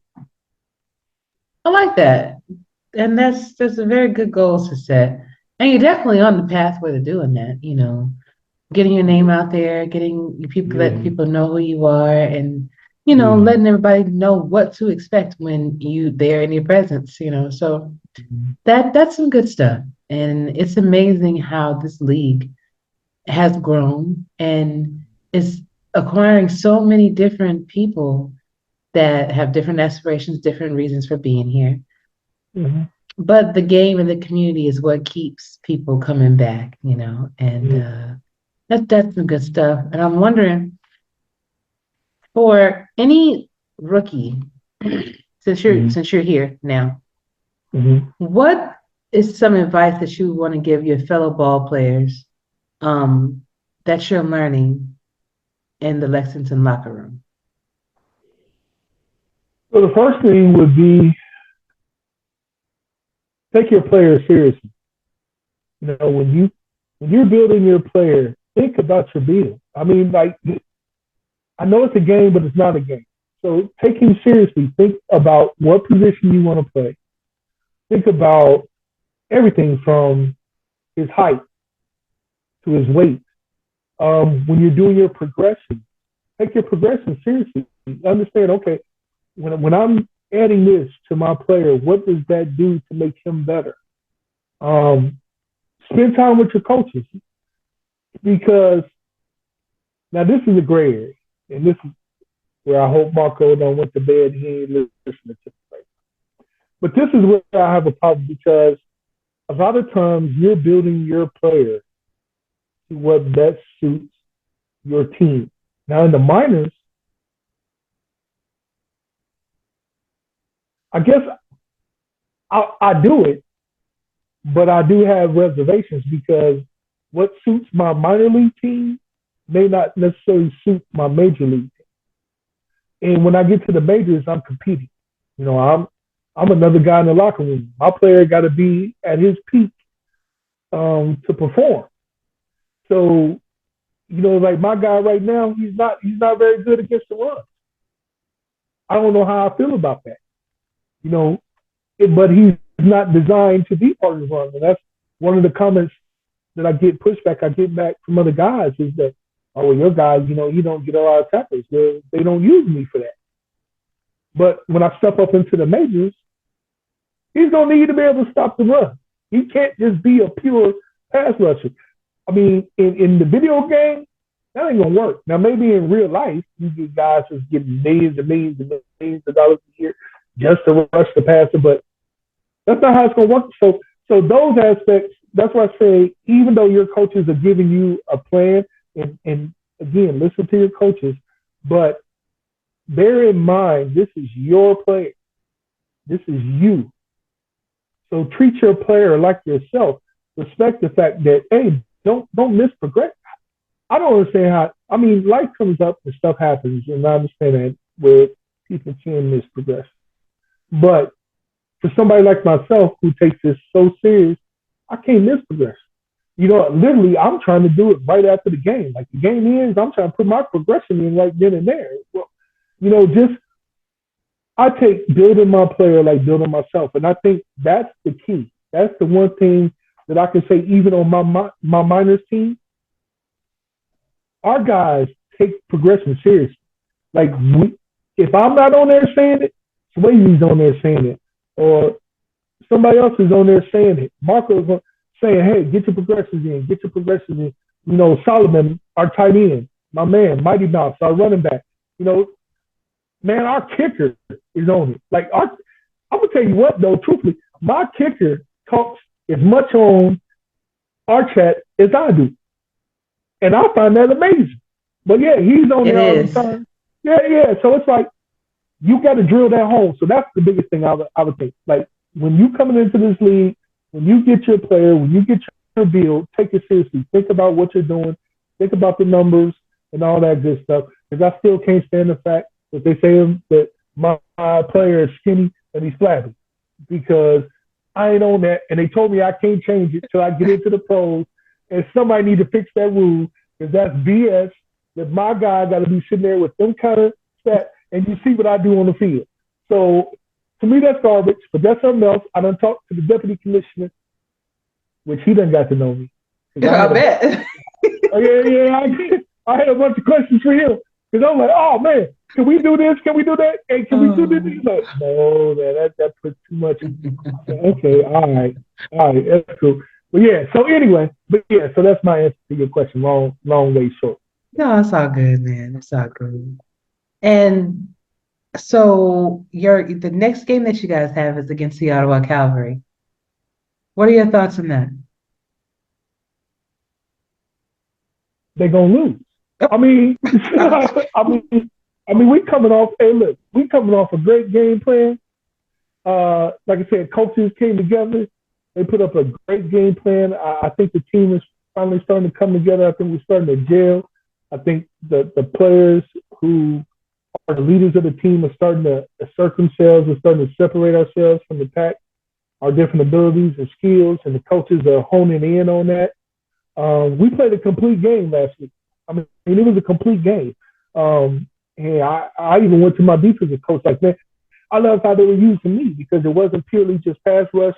They put me in situational plays where they were having me because that swing pass, that is probably the most overpowered, stupidest play in this whole league is that swing pass. That running back swing pass is ridiculous.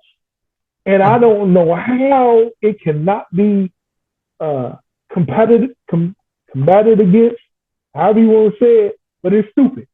It's stupid, and somebody need to come up with something. I don't even know how that play is in there, and you don't have a defensive play to go against it. Because no matter what you, okay, I'm going somewhere else. But anyway, but yes, just so how they were using me and things of that nature. So I think we're ready. If you're gonna pass the ball, I feel real comfortable with our guys in the back behind me. I feel real comfortable in them covering the ball. So I don't think you're going to do too much there. I mean, you're going to get some yards, of course. I mean, there's going to be a catch at the game. So we can't zero you out for catches and things of that nature. So you're going to get a couple catches, but I don't think it's going to amount to much. But trying to run the ball? No.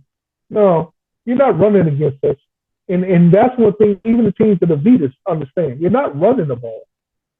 You're not going to do it running. You're going to have to go through the air. So once our guys in the back, get their builds up, truly get them up, we're unstoppable because you can't run on them. Like our front four, you can't. And everybody has tried, has failed.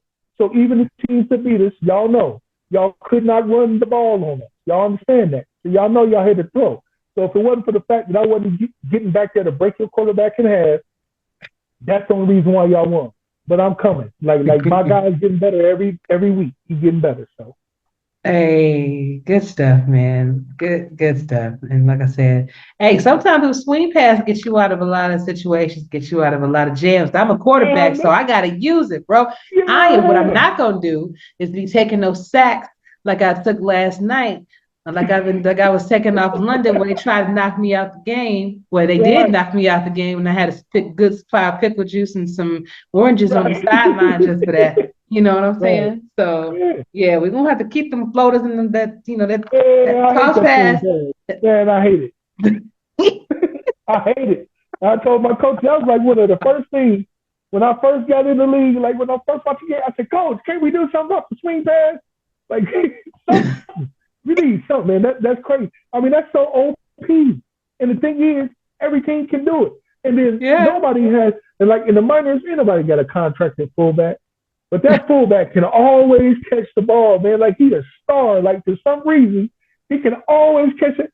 Like, man, you like a 49. How you catching the ball? You know what I'm saying? Like my top receipt, but he'll never miss it. He'll always catch it. He may not get yards, but he'll always catch it. I'm like,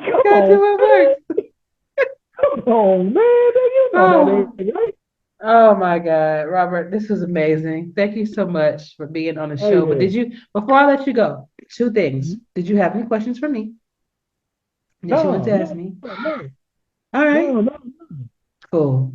I can't wait. Oh, you're welcome, man. And listen, I can't wait to have you back on again. You can definitely come chill with me anytime you like to. You want to come in and discuss some of the SFLm games that we had going on. I think since you looking up everybody's stats and you looking up everybody's numbers, I'm gonna be expecting. I'm gonna be expecting that. Commissioner better keep his stuff here. You know what I'm saying? I'm gonna find stuff on him.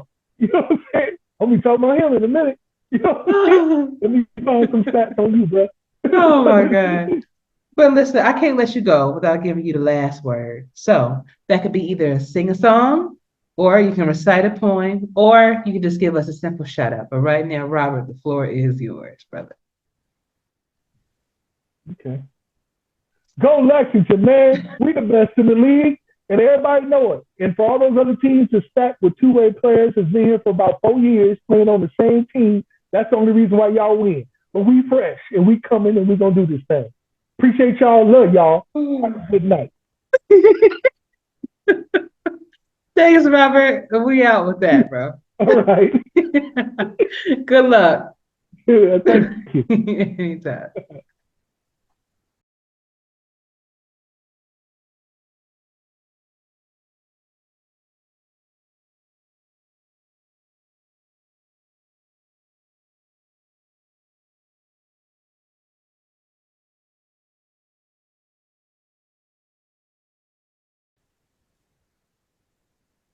What is up, SFL Nation? And we are back with my third and final fourth and goal interview. Looks like Madison's taking over right now. I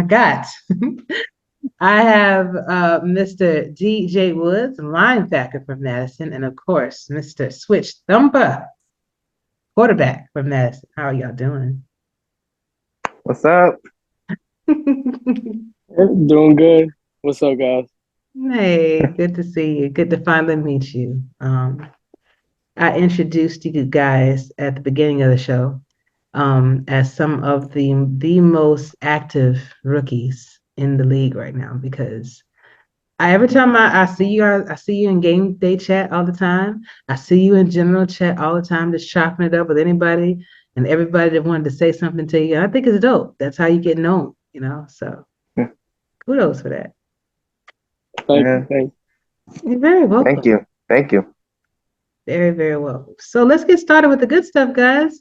Introduction. So I would like to know your age, your hometown, one interesting fact about yourself, or how many you want to give me, and of course your favorite NFL team. Hopefully neither one of you say Green Bay. Then we'll be good to go. All right. So Switch, you want to go first? Yeah, I can go first. What's up? How you doing, Ashley? Chilling, man. Chilling. Good to see you. That's good. Thank you. Well, I'm gonna, because I came into this trying to play like a kind of like a role playing thing. Okay. And so I'm gonna stick with Switch Thumper. That's what you guys should know me as, aka the Prodigy. I'm from Philly. I'm 23 years old. My favorite NFL team is, of course, the Eagles. You got to go hometown. You know how Philly is. It's always been like that. You said one thing about us? Yeah, interesting fact that maybe not a lot of people know. I don't know. I wouldn't say I'm the most interesting, but I wasn't born in America. I did move here when I was younger, so that's an interesting fact. I'm from Albania. Yeah. Albania. Yeah. Awesome. So have you ever been back home to Albania? See family and anything like that? I think the last time I went was about 6 years ago. I was maybe 17. Yeah. But I don't, I have some family back there, but after COVID, I just felt like, oh, it's been so long. Like, it's tough. And I got school and all that, but I like it here. It's pretty dope. Awesome. DJ, what about you? Hey yo. Same thing. You can just call me DJ Woods. Okay. I am actually from Georgia, so Hey. yeah. And I would actually say my favorite team is the New Orleans Saints. Well, I lost the bet, so yeah, Falcons. That's my family's team. I lost the bet, so I have to wear this. And one interesting fact about me was I've actually played middle school ball, and I was actually a defensive lineman at one point, and then that's when I had lost a lot of weight. So now I'm really interested in the linebacker position. Hence, that's why you chose linebacker as your your player. Yes, ma'am. Nice. And then you got the whole mysterious thing going on over here. Yeah, I'm usually called the myth in the Discord. Okay, I'm gonna keep that. I like it. So now you admitted that you played sports before, DJ. So Switch, have you played sports before? Yeah, actually in high school I played safety, but I always thought, man, it would be really fun to be the guy throwing those picks. So I decided to play QB, and that's SFLm. They don't throw the picks, man. Bro, your throws keep giving me heart attacks, man. Oh man, I'm just gonna throw that out there. I'm sorry. Yeah, well, you know what? as long as 2K8 keeps getting, let me off the hook, I'm happy. Yeah, Yeah. listen, you gonna be out there like you gonna be out there like Oprah. You get a ball. Oh no. Oh man. Oh man. But so Oh, tell me, gentlemen, how did y'all find the league in the first place? I mean, you being from Georgia, and Georgia is actually my hometown. oh, nice. So, but how did y'all find out about the SFL in the first place? You want to go first, Switch? Yeah, I can. I mean, mine was simple, honestly. I saw it on YouTube and I was like, wow, this is really cool. Did a little digging, found the website, went on the Discord, saw that everyone was really, nice, chill people. And I was like, yeah, sure, I'll try it out. Pretty much since the beginning, it's been smooth sailing. Everyone's been real nice, real cool. So yeah, I like it.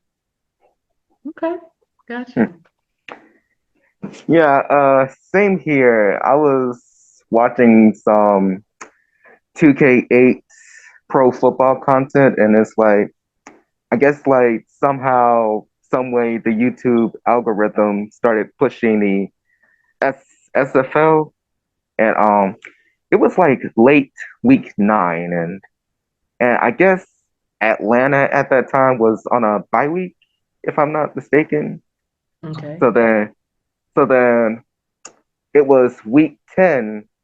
It was Mexico City versus Atlanta, and when I saw how their defense played, I was like, wow. and and then that's when I heard that iconic I forgot how it goes, but that line where you can join them, and I'm like, wait, really? That's how I made it to the league. Hi everyone.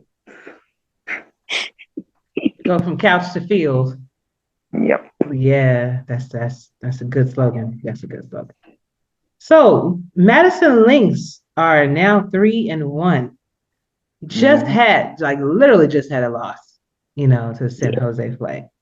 But how have you been enjoying the experience of being in the SFLm so far since you've been here? It's mostly been fun, and I usually don't really talk a lot, and I guess it's like somehow it's given me more confidence in myself. So that's a thing going. But that's pretty dope. I'd love Yeah, to it hear stuff like is. that. I'd really Yeah. love to hear stuff like that Yeah. because you're really articulate, dude. You get yourself out there. You're cool as hell. Just want to say Oh, that. thanks. Absolutely. I'm sorry. What was the question again? How have you been enjoying your experience as Madison Lynx member so far? Oh man, it's been amazing. Like everybody's so cool.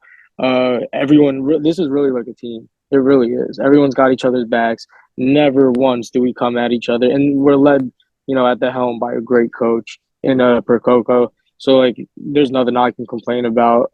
And I mean, of course, I've been loving the play calling, but we're gonna get Michael Brown involved very soon. He's been running back for like only 2 weeks. You know what I mean? So I keep hearing a lot of talk about, oh, Madison only passes, passes, right? But we're 3-1. Now imagine if we had a run game. That's all I have to say Yeah. about that. Oh yeah. Also, Percoco also had made me involved into like dropping back.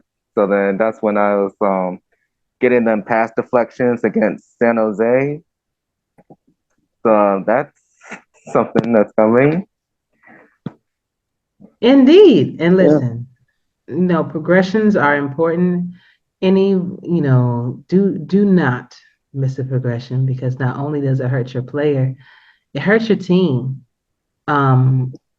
Because your coach is trying to take the best of what he has and plug and play. So if you're missing something, if you miss a progression that could have got you that animation that you need to to kind of top off your player, you got to be just be mindful of that. And another little word of advice is don't go for the animations right away. Now, if your coach gives you the option, I would definitely build up the attributes first. And anybody that's listened to my show, they've heard the ice cream scenario where you have this beautiful bowl of ice cream and you got to have the proper base. You know, whatever ice cream you like. I love vanilla. So, like a beautiful base of vanilla ice cream. And I have all these toppings, which are the animations to go on it. But if you just start off your bowl with toppings and your base ain't right, it's gonna take a long time to get it right, especially if you when you get drafted. So, little word of advice. Speaking of the draft, the rookie draft is going to be coming up probably in December sometime. So, how excited are you guys about that? Very. Yeah. Yeah, I'm pretty excited about it. And here's the thing: I was a linebacker last season, but I joined like in the playoffs. So like DJ, I know how it is over there at linebacker. And then I didn't get drafted, which made complete sense. Like I had like 1 week of progression in, which is totally fine.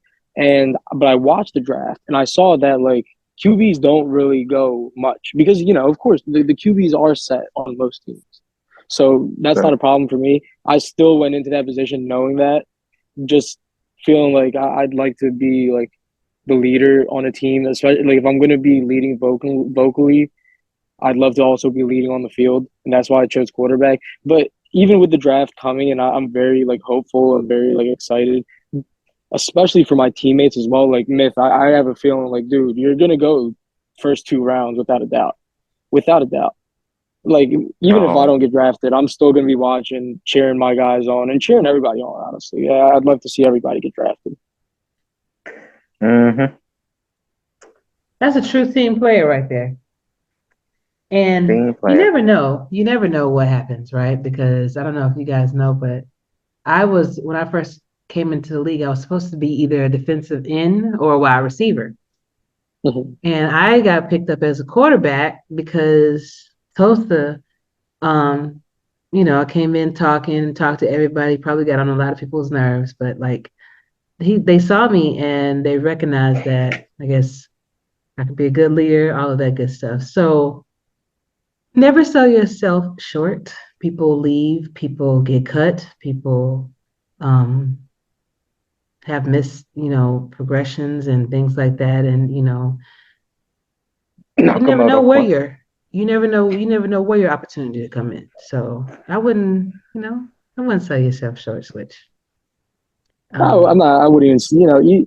To me, it's not the biggest deal. Honestly, it's more so about like I like the social part of everything. Like even if I have to be in the SFLm another season, like it's totally fine with me. I'm gonna be talking to everyone either way. I'm still gonna be enjoying myself, and I'm still gonna be watching my old teammates, make huge differences in the SFL. It's gonna be fun either way to me.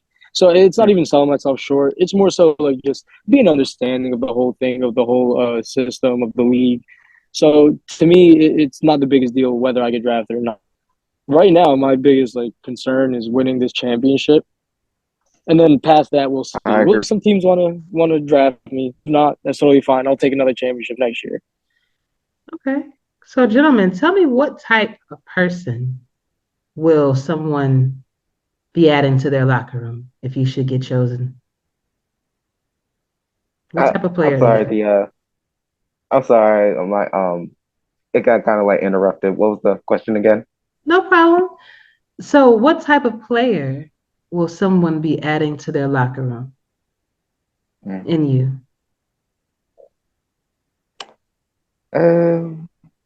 Switch. You got something? Yeah, I mean, I'll take this one for a bit, Myth. You think about your answer. I got you, bro. You're gonna be getting, I guess, to break it down into 2 words, like a humble winner. Like I will be humble in defeat and humble in victory. Always gonna be chatting it up with the guys, whether they're on my team, whether they're not on my team. I'll always have some friendly banter here and there. I'll talk trash. Yeah, I won't shy away from that, but I'll always be respectful of everyone, make sure everyone feels heard. And if anyone feels like if anyone, is like upset or hurt, I will be there to be like, hey, if it's my fault, I'll say sorry. If it's someone else's fault, I'll always try to like, get them to like reconcile because, it's not that deep. Of course, it is a league. We're all here to have fun. The banter's all part of that. So you're gonna get that out of me. Like just because I try to be kind to everyone doesn't mean I don't, I don't got that fire in me to try to go out there and win it. But yeah, you're gonna get a very hungry young quarterback that is ready to lead a team, both physically on the field and then mentally and the like with comradeship. Sorry, I don't. Camaraderie, it's all good. Camaraderie, there it is. There it is. Thank you so much, Ashley. Hey, I got your back, man. It's all good. All right, DJ, what about you? I would probably say more of a hold on. Need to come up with words. Let's take your time, man. It's fine. I'll try not to take too much time. Yeah, well, a little bit of humbleness and probably more into think of it as like a more of a quiet approach. Because like there's like probably like some players that are into the spotlight and usually I just like to get the job done while like, in the shadows and which is actually pretty funny comparing that like my nickname is the Myth and no one really believes me at all. So it's like and Silent but deadly, Yeah, the silent killer. Absolutely. Yeah. Nothing like, wrong hey, with it. don't forget I exist. Yeah. I like to catch offenses lacking, okay? Okay. Nah, I'll tell you what. Dude is a beast. You gonna need to. Whatever SFL team gets Myth, you're getting a real good one. I'm telling you. You're getting a good one. Aw. Look at you. I hope you get one too, man. Hey, man. Thank you. Absolutely. So, gentlemen, do you aspire to be anything else besides being a player? Now, I get it. You definitely, your rookie season, you kind of want to chill, maybe, and just kind of enjoy everything. But there are opportunities for you if you want to write. So we have the beat writing team. If you want to be a broadcaster, you can always join a broadcast team. Or if you like numbers, you can do stats. There's a plethora of things for you to try. So are you guys going to be doing any of that? Not really. Okay. There's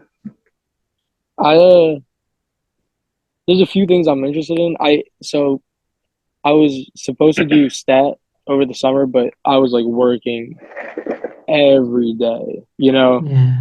and it was really difficult to be able to keep up with it, so I had to back out. But I would like to honestly like work my way up to like possibly a coaching position or even a managerial position at one point. I would even do like broadcasting. I like to, I'll always chop it up with somebody. I like to talk.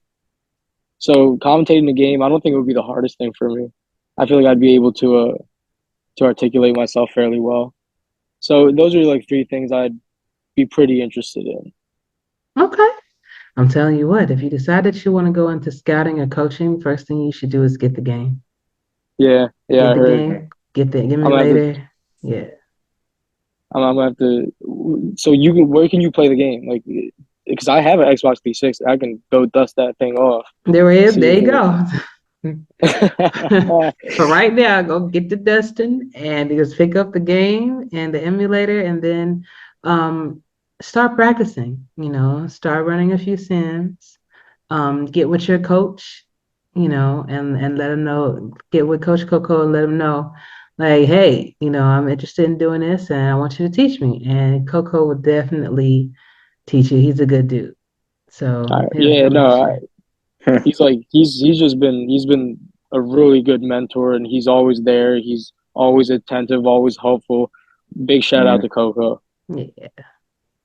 Coco. I missed that, brother. Yeah. Coco, come on the show. Come on the show. I'd watch. Yeah. Yeah. Yeah, last time he was on the show, he had a dancing raccoon in the background. It was crazy. But Oh wow. but so I didn't So ask that you this. explains the raccoon. Yes. Thing. Yes. So what are your expectations from the possible team that you will be joining? Like, what are you guys expecting your locker room to be like? What are you expecting the front office to do for you? I would have to say at least full of humble yet fun players to play around with.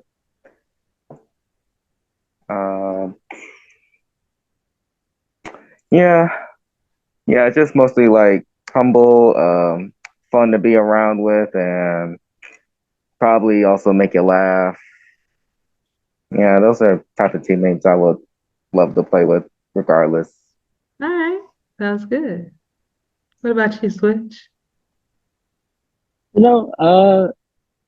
Honestly, and about like it's not about what they can do for me. It's about what I can do for them, and that's bring them a championship. But I expect everyone to, because I really haven't come across anyone in the SFLm or like that or in the SFL for that matter that is, I don't know, like mean or a jerk or anything like that. Everyone seems really cool, real chill. So I expect most locker rooms to be like, good camaraderie, just good people in general. So I expect no matter what locker room I'm in that I'll get along with everybody. It'll be pretty easy.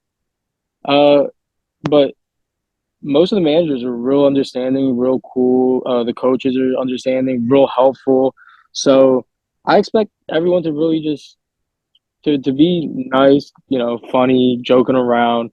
Not like, yeah, we're gonna be hurt after losses, but never to like attack each other or like get on each other's backs. You know what I mean? Because you're always supposed to be defending your teammate and telling them to lift their chin up. So that's how I see it, and that's how I hope it is. In any locker room I go into. Okay. Awesome. My final question to you guys, and be mindful, you can come back on the show anytime you want to. I'd love to have you both back on, and especially like when you're, especially if you win a championship, as you know, you take over my show. And if you're whether that's in the majors or the minors. So but I want to know ultimately, why are you here? Why did you decide to join this community? I mean, you could have just came in, peeked your head in, and be like, okay, cool, and then dip. Why did you stay? Like I said, it's the people there, and like I said, I usually more of an introvert, and it's just something about like the players, the owners, and like everyone just seems talkable, and yeah, that's how I gain more confidence now. I don't know. It's late night. I cannot collect my words. I know what you mean. I know what you mean. Yeah. And it's true. I thought that was a good answer. It was. I thought it was a really good answer. Definitely. And I have 200. This is going to be my 241st show. And I've been doing this since December of 2018. And when I tell you I had nothing to talk about,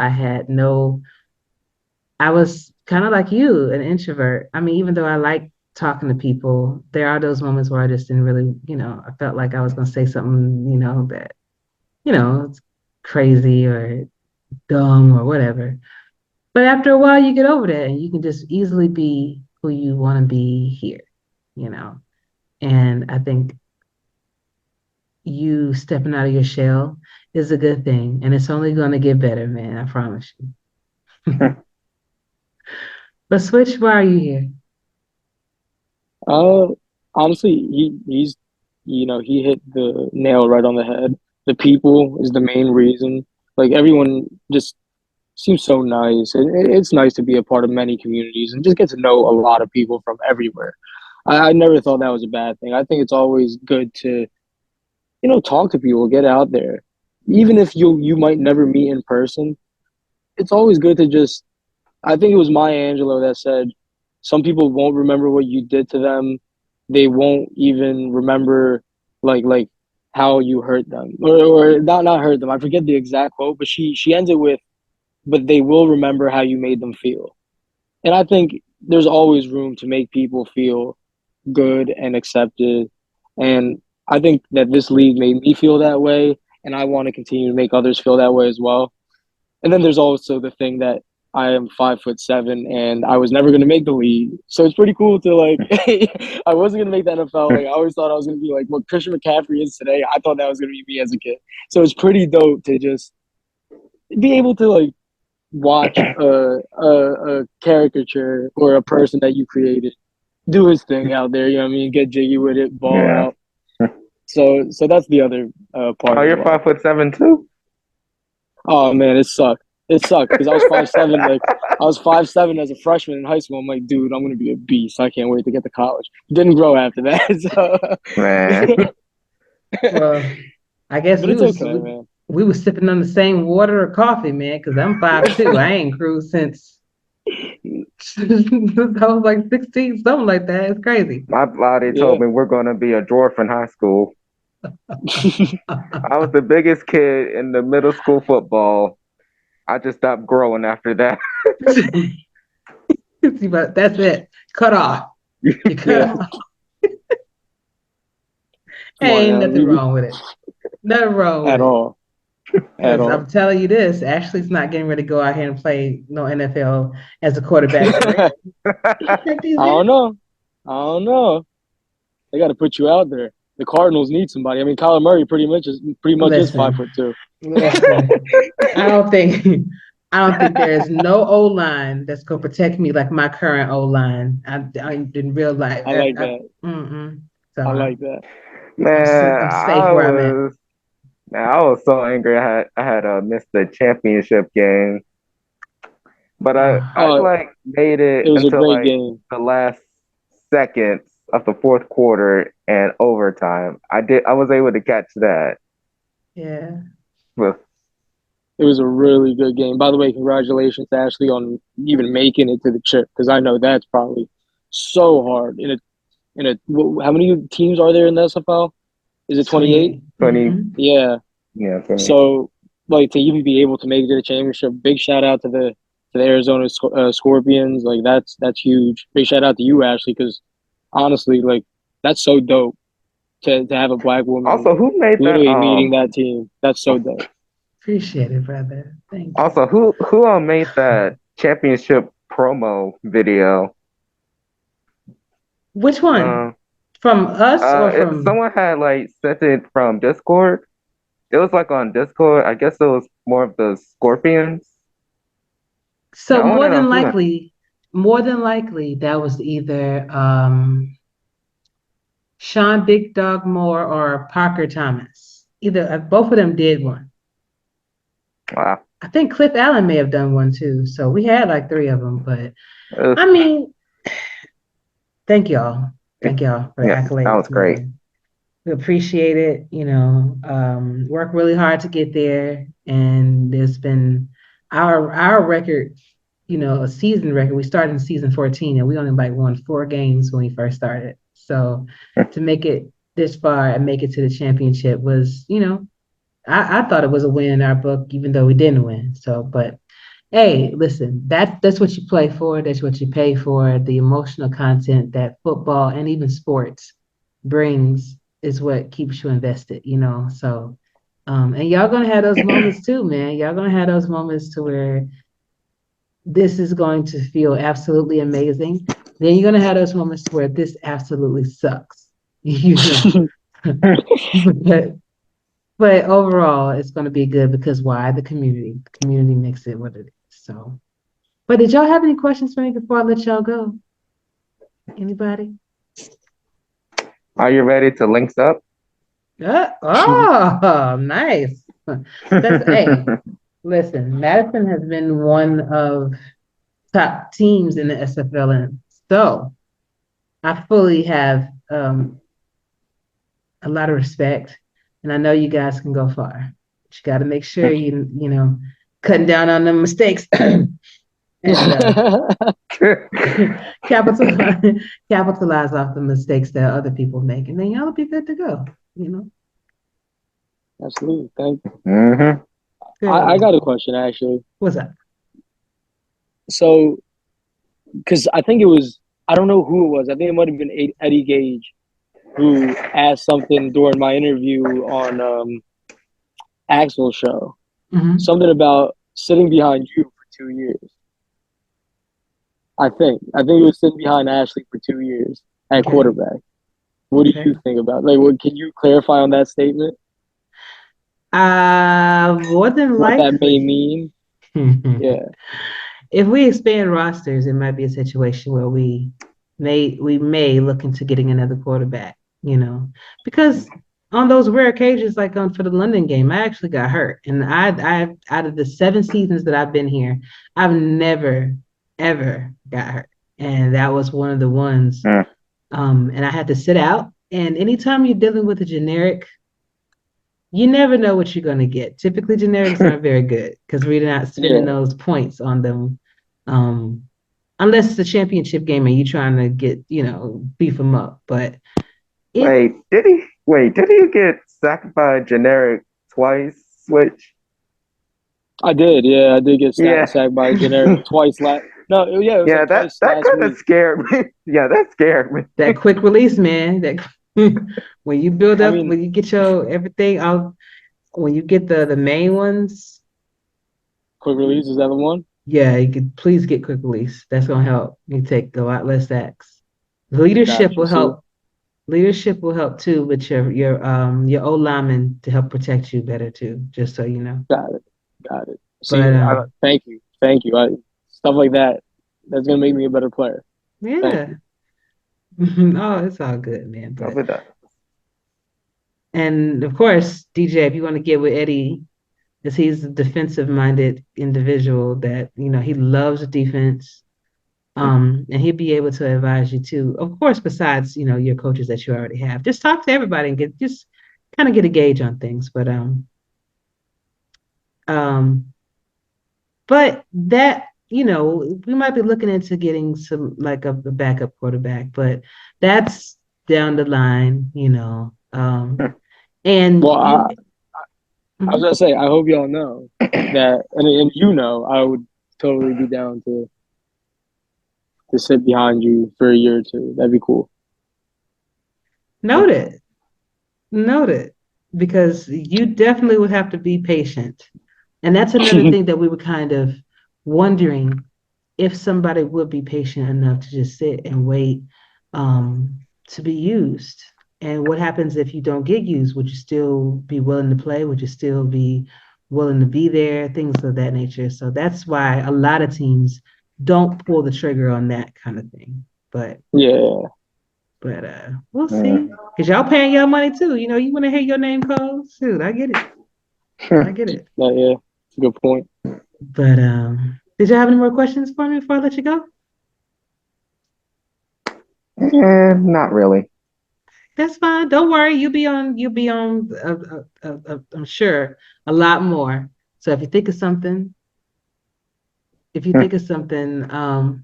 hit me up. Even if it's about your players, I'll do my best to answer. And if I don't know the answer, then I'll find it out for you. Hold on one second.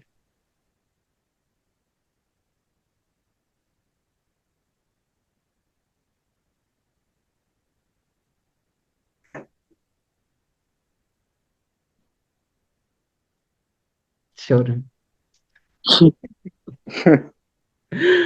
But so, thank you both for being on the show. But I cannot let you go without giving you the last word. So that could be a song, that can be a poem, or just a simple shout out. But right now, DJ, floor is yours. It's gonna be always links up. Yeah. All right. Simple. I like it. And Switch, what about you? Yeah, what you want? Links up, peace and love to everybody. Chill out there, you know what I mean? Be nice to people. Be nice to people, man. Be kind. Always. Always. Yeah. You never know what somebody is going through, and you never know how your kindness will help them in the long run. You might be talking Always. somebody off the edge, you know what I'm saying? So Yeah. You could be somebody's guardian angel without even knowing it, man. Just be kind. Trust me, the more kind we are to each other, the better everything we'll get in the whole world. indeed. Totally agree with you, man. But thank y'all so much. Whenever you want to come on, just let me know and I got you. And tell your teammates too. Don't be shy. This is a good way to get your name out there too. All right. Thank All you. right. Wait, Ashley, Thank one more you. question. Yeah. Who's winning the SFLm? Who you got? I want to hear a prediction. I don't want you to dance around it. Give me a roll. I'm thinking that it's gonna be the winning. I can't say who's gonna win, but I can give a good guess as to who's going to be in the championship. I'm thinking it's going to be the Adams. It's three teams that I believe two of these three teams are gonna make it. Madison, the Adams, and San Jose Flag. I like it. I heard Madison. I mean, as long as y'all handle your business, you got a chance. I should tell you that Adams have won a few times, though. I mean, I've celebrated with them a whole lot. So, y'all. Oh yeah. But good question, man. Absolutely. I'll talk to y'all soon. Gotcha. Have a good night. I don't know if it's night over there, but yeah. Oh yeah. Oh yeah, it's night. Stay I safe, have to y'all. go to work in like 3 hours. Ooh. Ooh. Go to sleep. I'm sorry. Well, thank you for being on. No. Oh man. Well, I know this is an oxymoron, but enjoy yourself at work, Woods. I'm about to hit the hay. Good night, y'all. Good night, brother. I'll see y'all later. Stay All right, safe. ta-ta.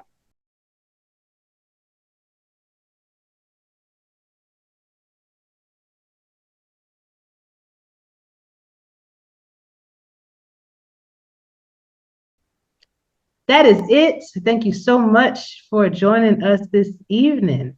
Special shout out goes out to Alex, Robert, Switch, and DJ for being on the show. And of course, thank you to my very special co-hosts that have been rocking with me all season long, and I really appreciate it.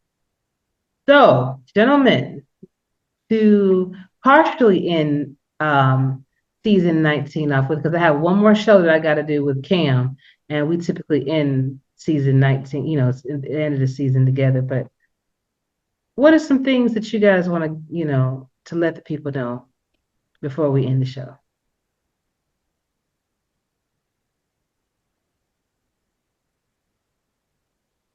The Arizona got robbed. No, I'm just playing.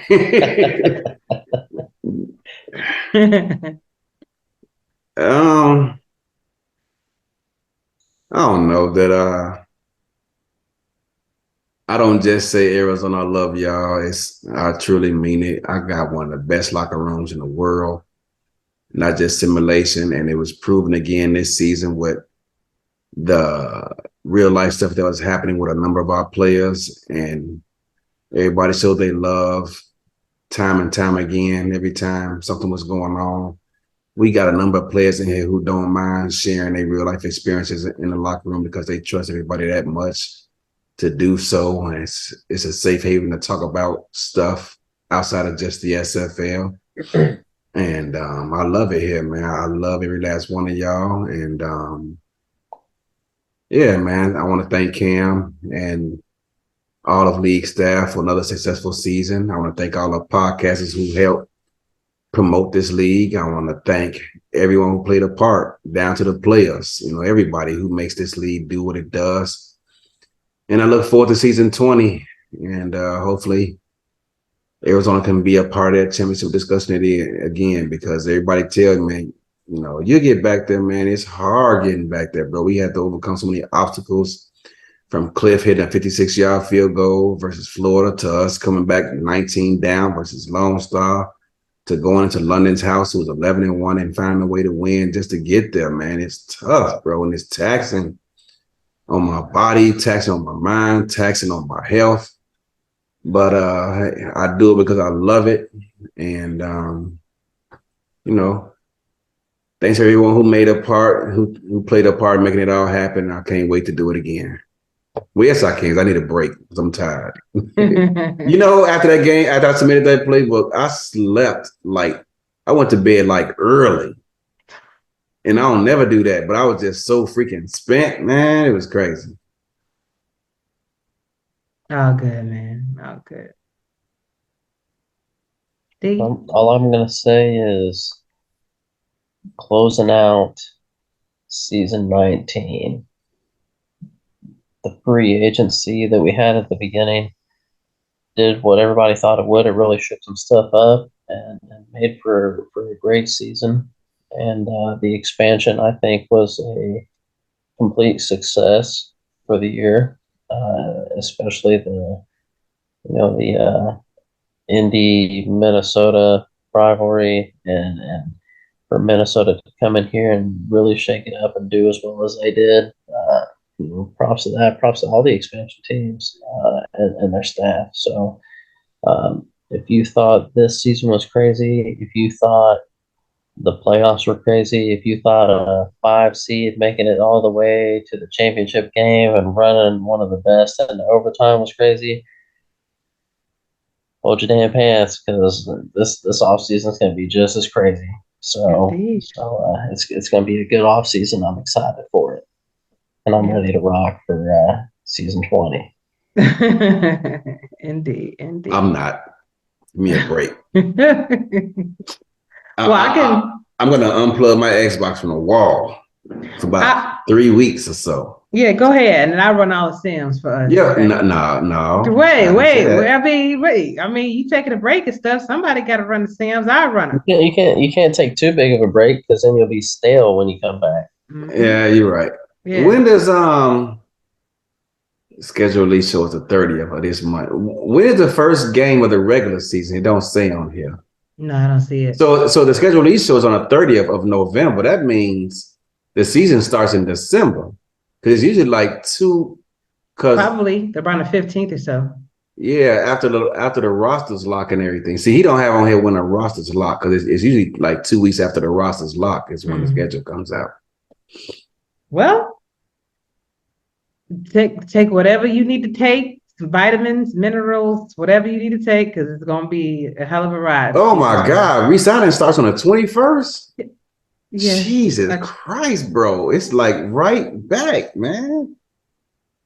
Hibernate now. Yeah, man.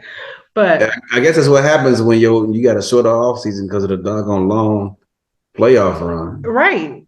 When was the last time we made it to the championship so you even know that? You see what I'm saying? Things you don't think about. Yeah. But it was a great season. I think all around the league has improved with the performances from each team. Everybody is progressing. Everybody is getting better. And like Diggy said, it's going to be fantastic off season. It's going to be exciting season 20.